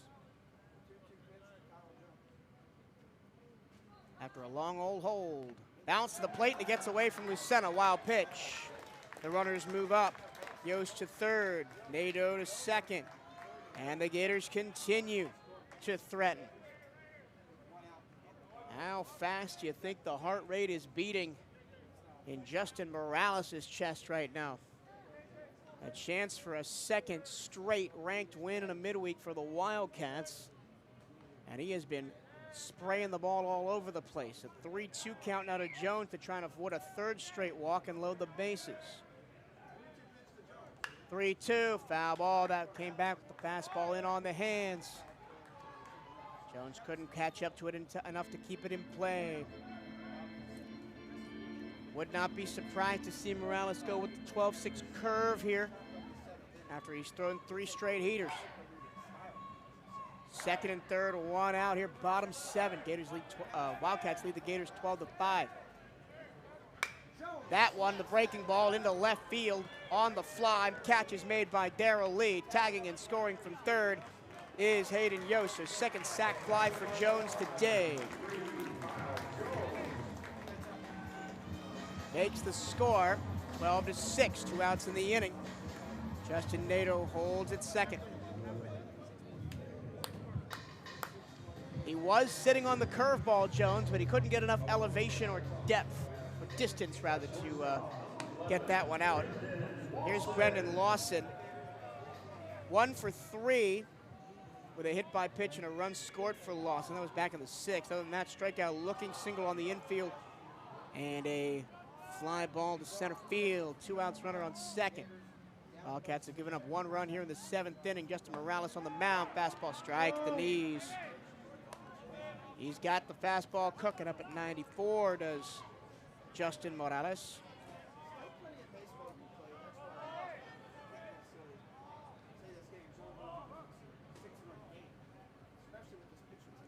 From the belt, the 0-1 from Justin. Righty to lefty pitch outside, fastball. This is the zone 1-1. Justin Morales has some terrific stuff, but he can be very wild, as accounted for by his walk to strikeout ratio. 17 strikeouts, 13 walks. 1-1. In the air, left center field. That's tailing away from Watson, headed back towards the gap, and that is going to be off the wall on the fly. Scoring from second is Nadeau. Replacing him is Brennan Lawson with an RBI double. And the Gators continue to chip away at the lead.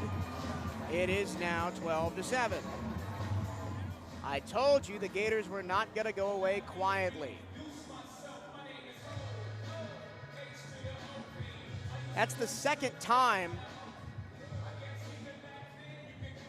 on a 2-strike count that Morales has gone curveball middle and had it set back the other way. The first one was an RBI sac fly. That one an RBI double off the fly on the left center field wall. Now here is Ethan Sinovac. Swing and a miss ahead of the curveball. Strike 1. So a little bit of backwards pitching going on in this AP from Morales. Starting off with the breaking stuff. 12-7. 5-run gap. Wildcats trying to keep it that way and gets a bat in the 8th. Another curveball, high chopper towards third, and the throw to first is late and low, but it's corralled by Rodriguez. Andre Martinez thought about just tagging Brennan Lawson as he ran by him, but he made the late decision to snap throw it to first, and it was in time. 2 runs on 1 hit and 1 left, and we go to the 8th. Wildcats up by 5, 12-7 over the Gators here in Gainesville on the CatEye Radio Network.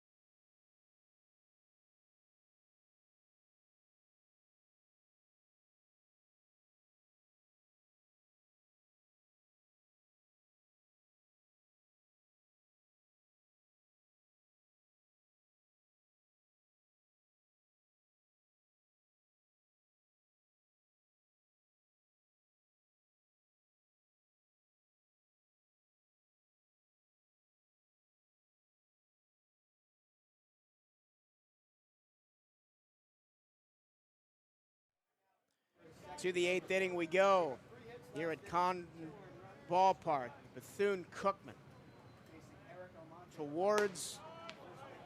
leaning towards a second straight midweek ranked win. They lead 12-7 over the Gators with 6 outs to get on the defensive side, but you feel, as there's a ball outside, 2-0 to Almonte, you feel they might need more than 12 to get the job done tonight. Almonte, here's the 2-0 to him. Fastball in on the hands, called a strike, 2-1. Almonte struck out in the second, walked in the third, singled in the fifth, and reached on an error by the pitcher in the seventh and came around to score one of the 7 Wildcat runs in that inning. Called a strike. Again, in on the hands. 2 balls, 2 strikes to Almonte. Shyler Sanford still on the hill for the Gators after allowing 2 runs on 3 hits in the last inning. That one grounded hard towards the second base hole, but Nadeau has it, and he throws to first for out number 1. That's the first real routine play that the Wildcats have forced the Gators defense to make since like the 3rd inning. Everything else the Wildcats have hit has been hard into the outfield. Here's Jorge Rodriguez, 2 runs scored tonight. Walked and scored in the second, grounded out to second in the third, popped out to short in the 5th, and singled and scored in the 7th. First pitch, fastball away from Sanford. It'll be 4-5-6 in the order for the Gators. Sear, Curlin, Stripling coming up in the 8th. That is unless Kevin O'Sullivan wants to make any changes. The 1-0. Check swing. He went around as that ball was up by his face. A 1 ball, 1 strike on Georgie, who a week ago today against LSU crushed his first home run of the season over the stands at Alex Box Stadium. Ball down low, 2-1.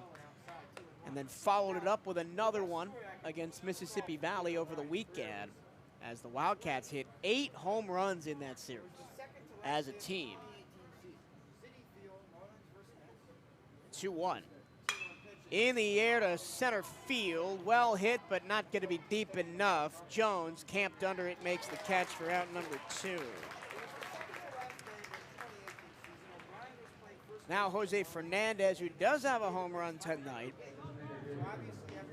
hit by a pitch and was caught trying to score from second on a relay throw in the second, then a solo home run in the 4th, hit by a pitch and scored in the 7th. So he has 2 runs scored tonight, as well as an RBI. First pitch, right down Broadway, 94-mile-an-hour fastball. This is a lot better from Shyler Sanford. He's gotten ahead in counts. He's induced weak contact. He hasn't thrown really any wild ones. There's one a fair bit outside, 1-1. And really, if you're the Gators, all you need is a chance. You cannot allow the Wildcats to put any more runs across tonight. Down by 5 with 6 outs left. Here's the 1-1. Swing and a miss, up and in. Fastball at 94. Again with the upstairs fastball, man. I mean, I've been saying it for years. The Wildcats have a glaring weakness against upstairs fastballs, both inside and outside. 1-2. Off the end of the bat, breaking ball. Fouled away to the first base side on the right, and the count holds. The Gators are looking tonight for their 2nd win over Kevin O'Sullivan-led Gator team. They're 17-1, the Gators, over the Wildcats, with Kevin O'Sullivan leading them. Upstairs fastball, 2-2 on Jose Fernandez. And it will be only their 2nd win against the Gators since 2000 and their 13th all time.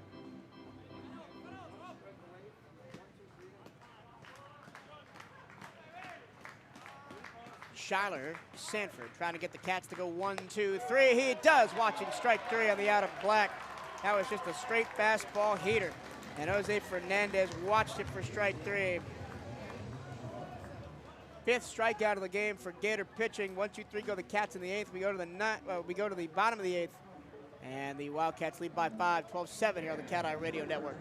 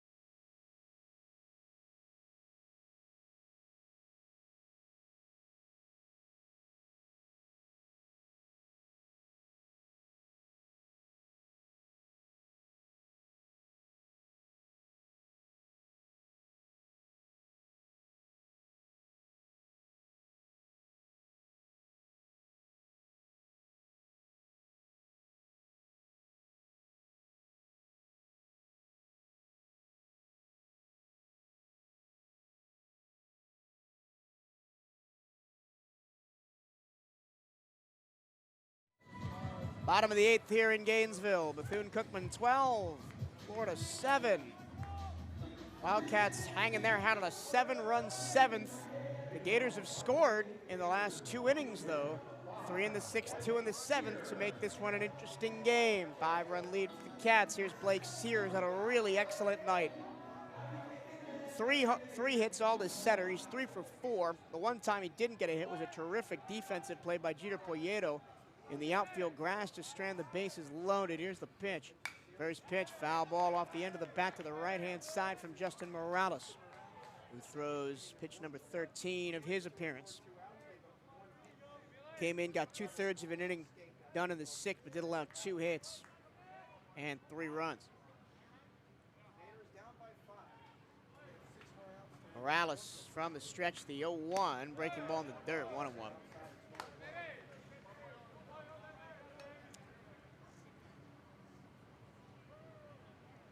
Florida, 17 straight trips to the NCAA tournament. In the air, left field, well hit. Going back to the track is Lee. He will make the catch. He crosses over with Watson. Both of them were there. That was well hit, but the wind, which had been blowing left to right across the field for most of the day, has just completely died. The flag's completely stiff. And here's Cade Curlin with 1 away. Gators have hit a lot of good balls out to deep in the outfield tonight, but not enough of them have found the grass or gone over the wall for the home fans' liking. First pitch, fastball low and away to the right-hander Kirkland. Kirkland 2 for 4, a single, a double, a fly out to right, and a strikeout tonight. What the Wildcats would give for a clean inning here in the 8th. In the air, left field. That one's going to hang up in the air, hit right at Darrell Lee. Makes the catch for round number 2. He only had to move about 3 steps to his right.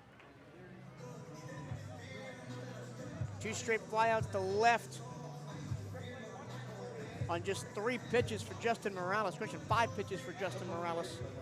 2 away in the inning, and now here's Landon Stripling. Stripling 1 for 4. Single to left in the 5th. Other than that, is flied out to right, or flied out to center, excuse me, popped out on the infield.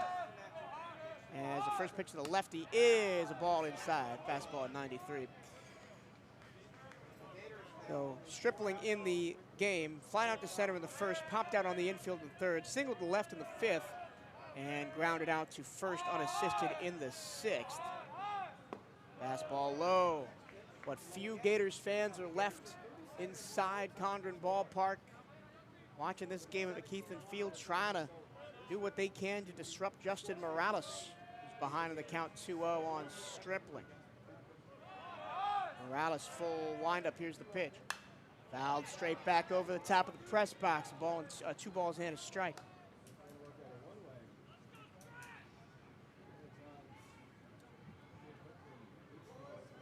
Justin Morales,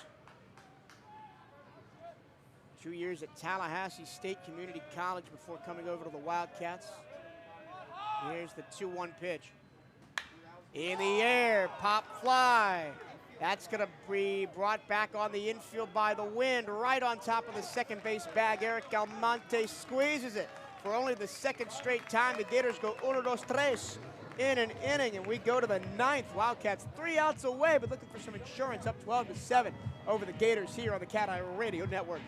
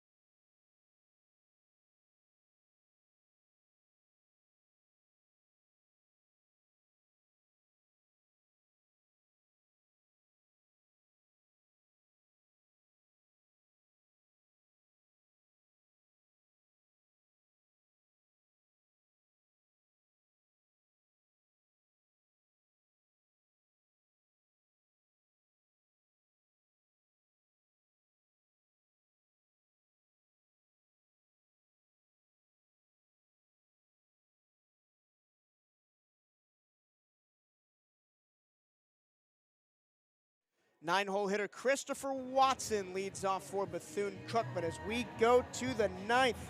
Wildcats looking for some insurance, up 12-7 against the Florida Gators here at Condon Ballpark in Gainesville on the campus of UF. Shyler Sanford still on the hill. First pitch, ball inside, 94-mile-an-hour heater. Chris Watson tonight, 2 hit by pitch, a walk, a single, and a strikeout. He was the first batter to face Sanford when he came in the 7th. Fastball inside, ball 2. And he struck out there, one of Sanford's 3 Ks tonight. Hit by pitch and scored in the 2nd, walked in the 4th, and singled the left in the 6th. Was the only man aboard that. And the Wildcats went 1-2-3. There was a strike inside corner on another fastball. 3 straight fastballs for Sanford. And it's 2 balls, 1 strike. The Wildcats went 1-2-3 in the 8th inning. That was the first time they'd gone 1-2-3 tonight. Watson gets a hold of one and fouls it back into the netting. 2 balls, 2 strikes. But then responded by getting the Gators to go 1-2-3 in the 8th. Only the 2nd time they've gone with zeros in the ball game as well. Here's the pitch. Oh, a big old sword. Fastball low and away, 4th strikeout for Shyler Sanford. So Sanford, after he gave up the 3 straight hits and the couple of runs after he came on in the 7th, he has really locked in. 4 Ks now for Sanford. In 2 1/3, back to the top of the order, here's D. Lee. 6th AB for Lee tonight. First pitch up and out, ball 1 to the lefty. Lee, 2 for 5, 2 singles, 2 RBI singles, and 3 strikeouts. Still trying to avoid the old 4K night. Swinging a dribbler, foul back to the backstop, 1-1.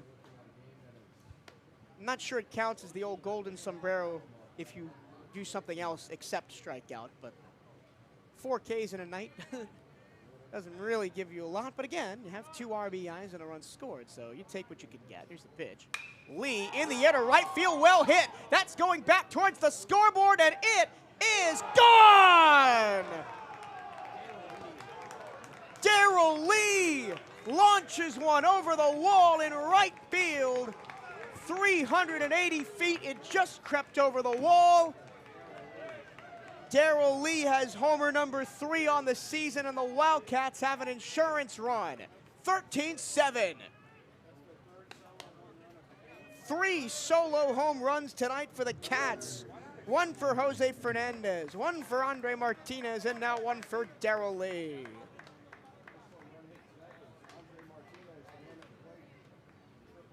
And now here is Martinez, who had that solo shot in the first, followed by an RBI double in the second.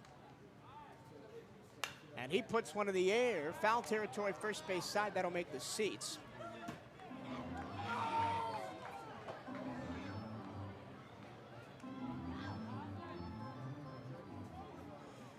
So Martinez, homer in the first, RBI double in the second, grounded into a double play to end the fourth, as here's the 0-1. Up and in, brushes him back, 1-1. Then popped out on the infield in the sixth. Then in the seventh, squeezed a 2 RBI double down the third baseline that ended up burying himself in the corner. And it was tough for Sear to dig out. Fastball up. 2 balls, 1 strike on Andre Martinez. And Martinez was very open about his struggles to begin the season, especially at the dish, as he pops one foul out of play to the left-hand side this time. 2 balls, 2 strikes.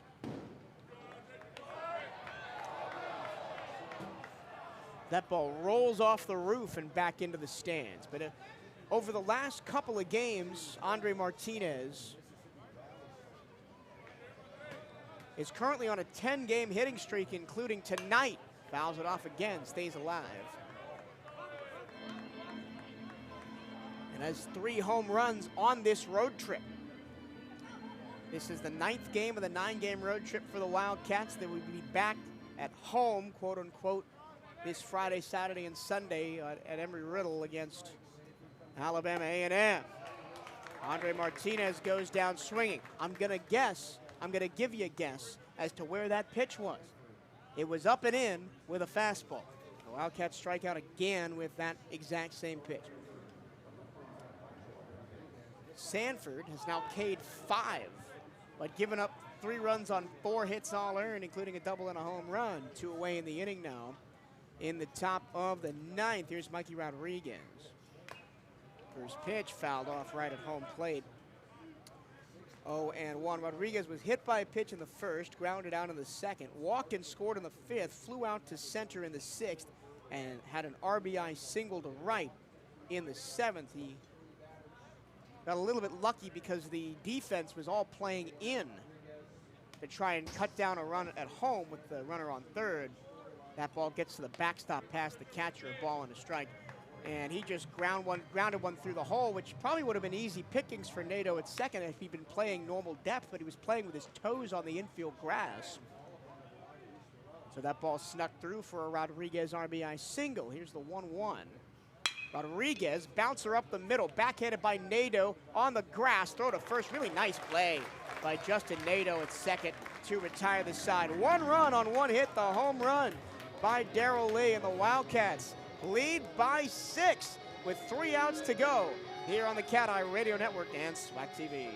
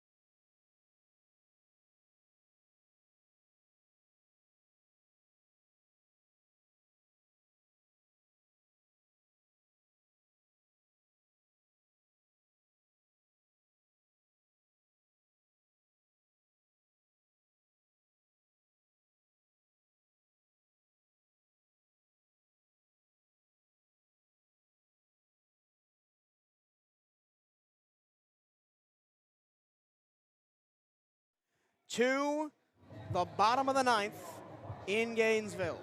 Bethune-Cookman uses a solo home run by Darrell Lee to take a 6-run lead, 13-7 over the Florida Gators with 3 outs to get. Justin Morales, his first pitch is an up and in fastball that's fouled straight back onto the roof by Cole Stanford, the catcher. 7, 8, 9 in the order due up for the Gators. Stanford, Yost, and Nadeau.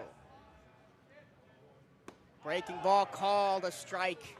Really good pitch from Justin Morales, and it's 0-2.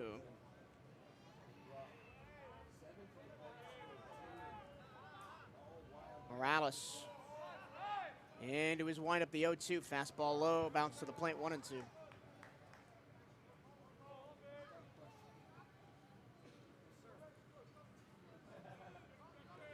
As great as these midweek successes or great performances are, as there's a ball, 2-2 on Stanford. In the end, they really don't matter for a team like Bethune-Cookman. It doesn't matter how many midweekers you win. You're not getting an at-large bid. You got to win your conference. The 2-2. Fastball, called strike 3, outside corner at 93.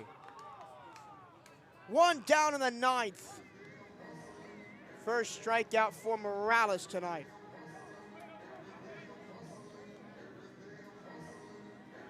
Here is Hayden Yost. Yost 0 for 2 with a walk and a fielder's choice. Scored a run in the 7th after leading off with a walk. Other than that, fly to left in the 2nd, popped out on the infield in the 4th. First pitch, swing and a miss. Fastball low by his shoe tops. No balls and a strike. 1 away in the 9th, 13-7 Wildcats here at Condren Ballpark in Gainesville. Wildcats looking for only their 13th win over Florida all time and their 2nd since the year 2000. Little jam shot, shallow left, going back at it. Almonte still tracking back. He dives, he makes the catch.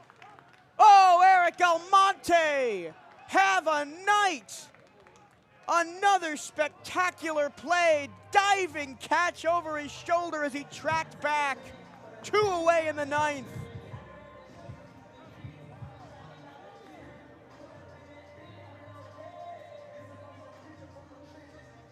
And the last batter for the Gators, potentially, is Justin Nadeau. Nadeau has been good tonight. He's got on base 3 out of 4 times, 2 singles, a walk. That one fouled, slow roll at first base side. That was a fastball low and in at 92.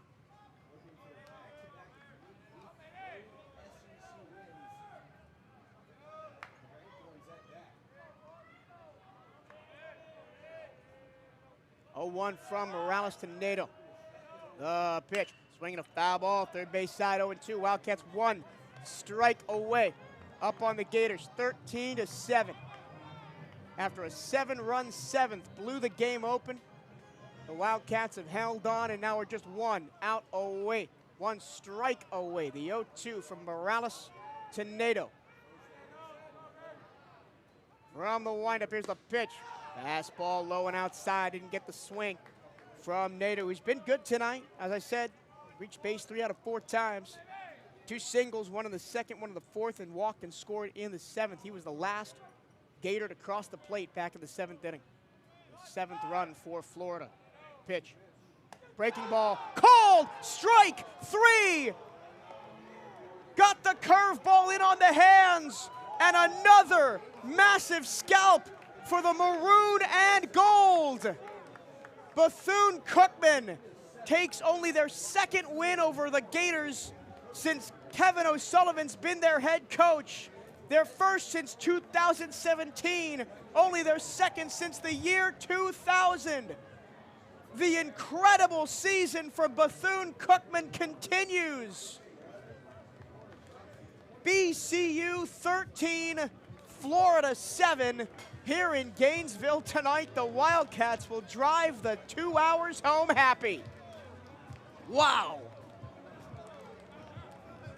3 straight midweek wins for Bethune-Cookman. 2 straight against ranked opponents.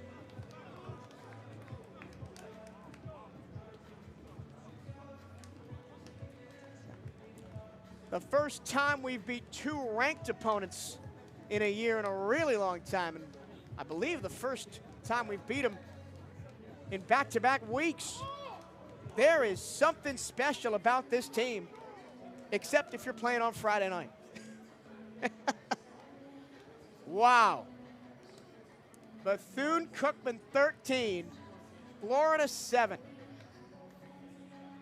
We are hoping to get Coach Hernandez up here for a post-game interview. We will probably go to break before then, but before then, we're going to get you your final line score. Bethune-Cookman 13 runs on 13 hits, committed just 1 error, left 8 on base. How good was the defense tonight?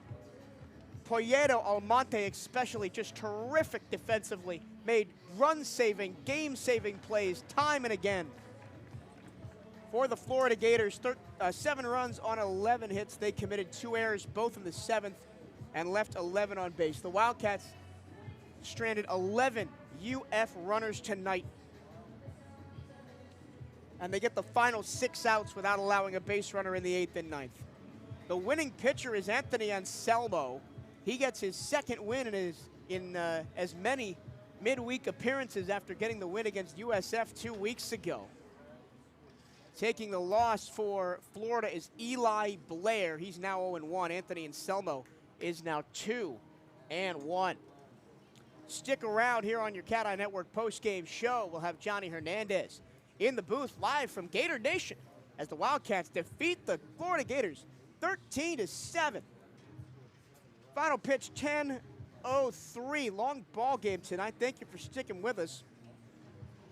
3 hours and 27 minutes, time of your ball game, from 6:30 to 10:03.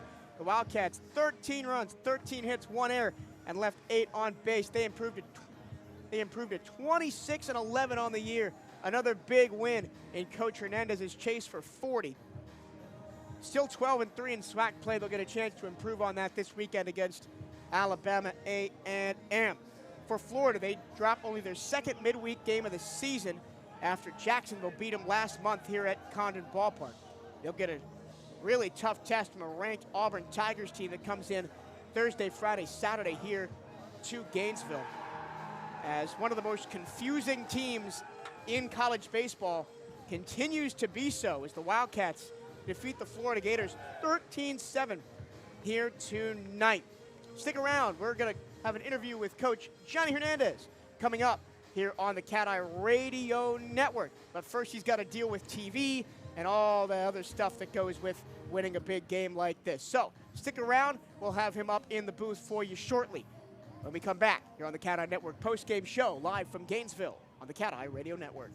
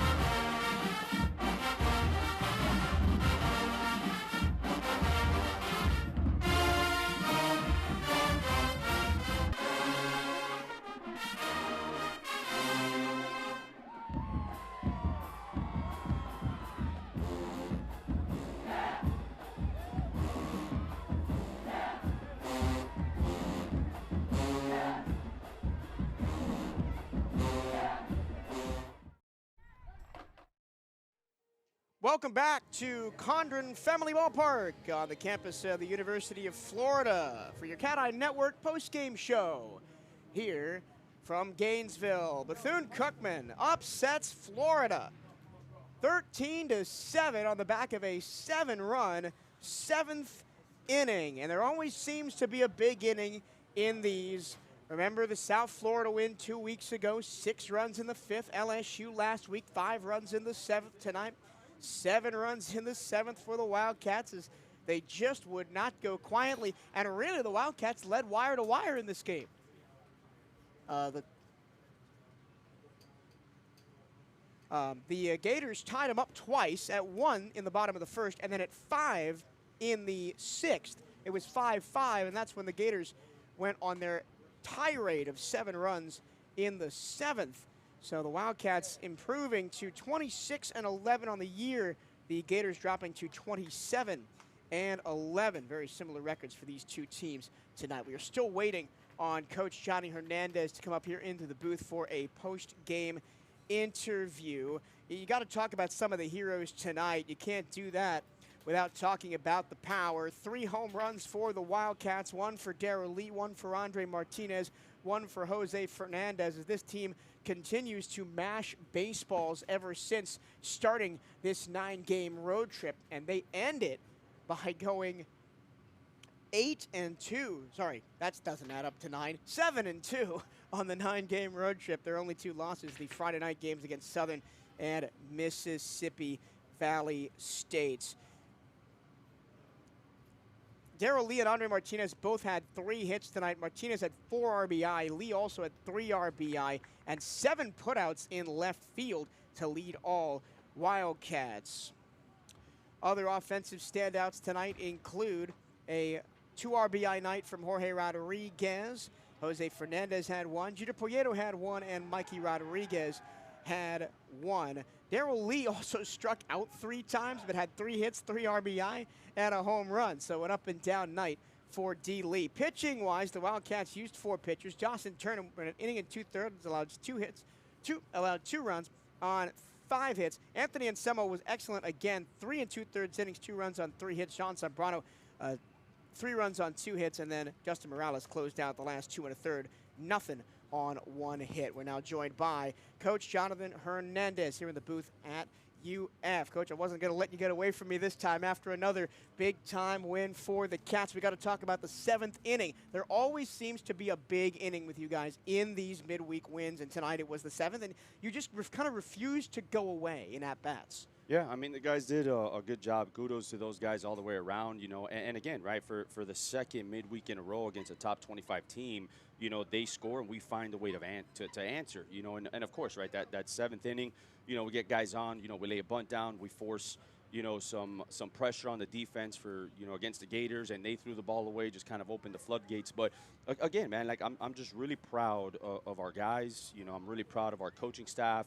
You know, they deserve this win. You know, again, like I'm the face of the program and I get it, but I mean, kudos to everybody in that dugout, the support of the administration. I mean, this is as monumental as a win for the program in the regular season with 2 wins over ranked opponents. And again, we're just here to provide a positive, you know, light for Bethune-Cookman University and the Wildcats in Daytona Beach. You got to talk about the power report, really, because over the last 9 games, you've doubled your home run tally on the season. You hit 3 tonight, but it's not just about the long ball, right? You're making good contact, and even when you're getting out, it's loud outs, fly outs to the outfield, and Andre Martinez was the epitome of that tonight with 2 doubles and a home run. Yeah, and I think that they're putting themselves in good counts, right, in order to be able to have that power surge. So, you know, that's part of our identity as an offense. But, you know, Mike, as we've talked about, we don't want to be one-dimensional. We're not, right? We can steal bags.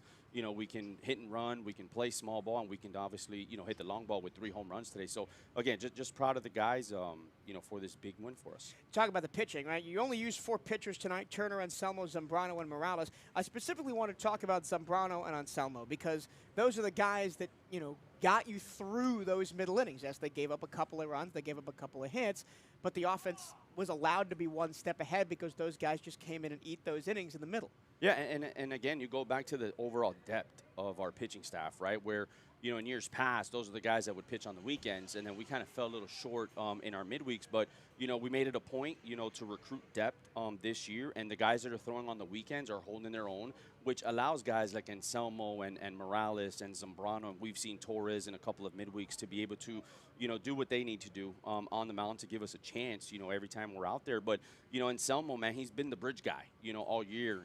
I think that in the beginning of the year, we're trying to figure out where he was going to fit in our pitching staff, and he's done a phenomenal job with the plenty of opportunities that he's had against really good competition. And how important is it to get these guys like your Anselmos, like your Zambranos, who has not worked a ton this year but has really stepped it up over the last couple weeks, important to get them these experiences, to get them these innings, because when we get to Birmingham at the end of the year, you're going to need everybody. Exactly, right? And we've known it already going into the SWAC tournament for the last 4 years that, we're going to need everybody top to bottom, and that's a consistent message that we tell all of our guys from day one. As soon as they step foot on campus, it's not a one-man show. It's going to take everybody, and, what I told the group downstairs is, let this be a reminder that, we have what it takes to be really special.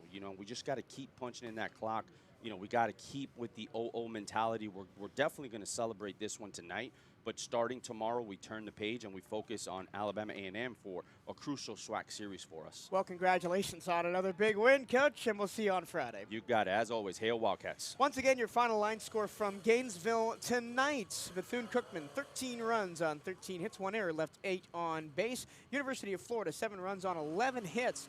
Committed 2 errors and left 11 on base. Your winning pitcher is Anthony Anselmo. His record now 2-1. Your losing pitcher is Eli Blair. His record 0-1.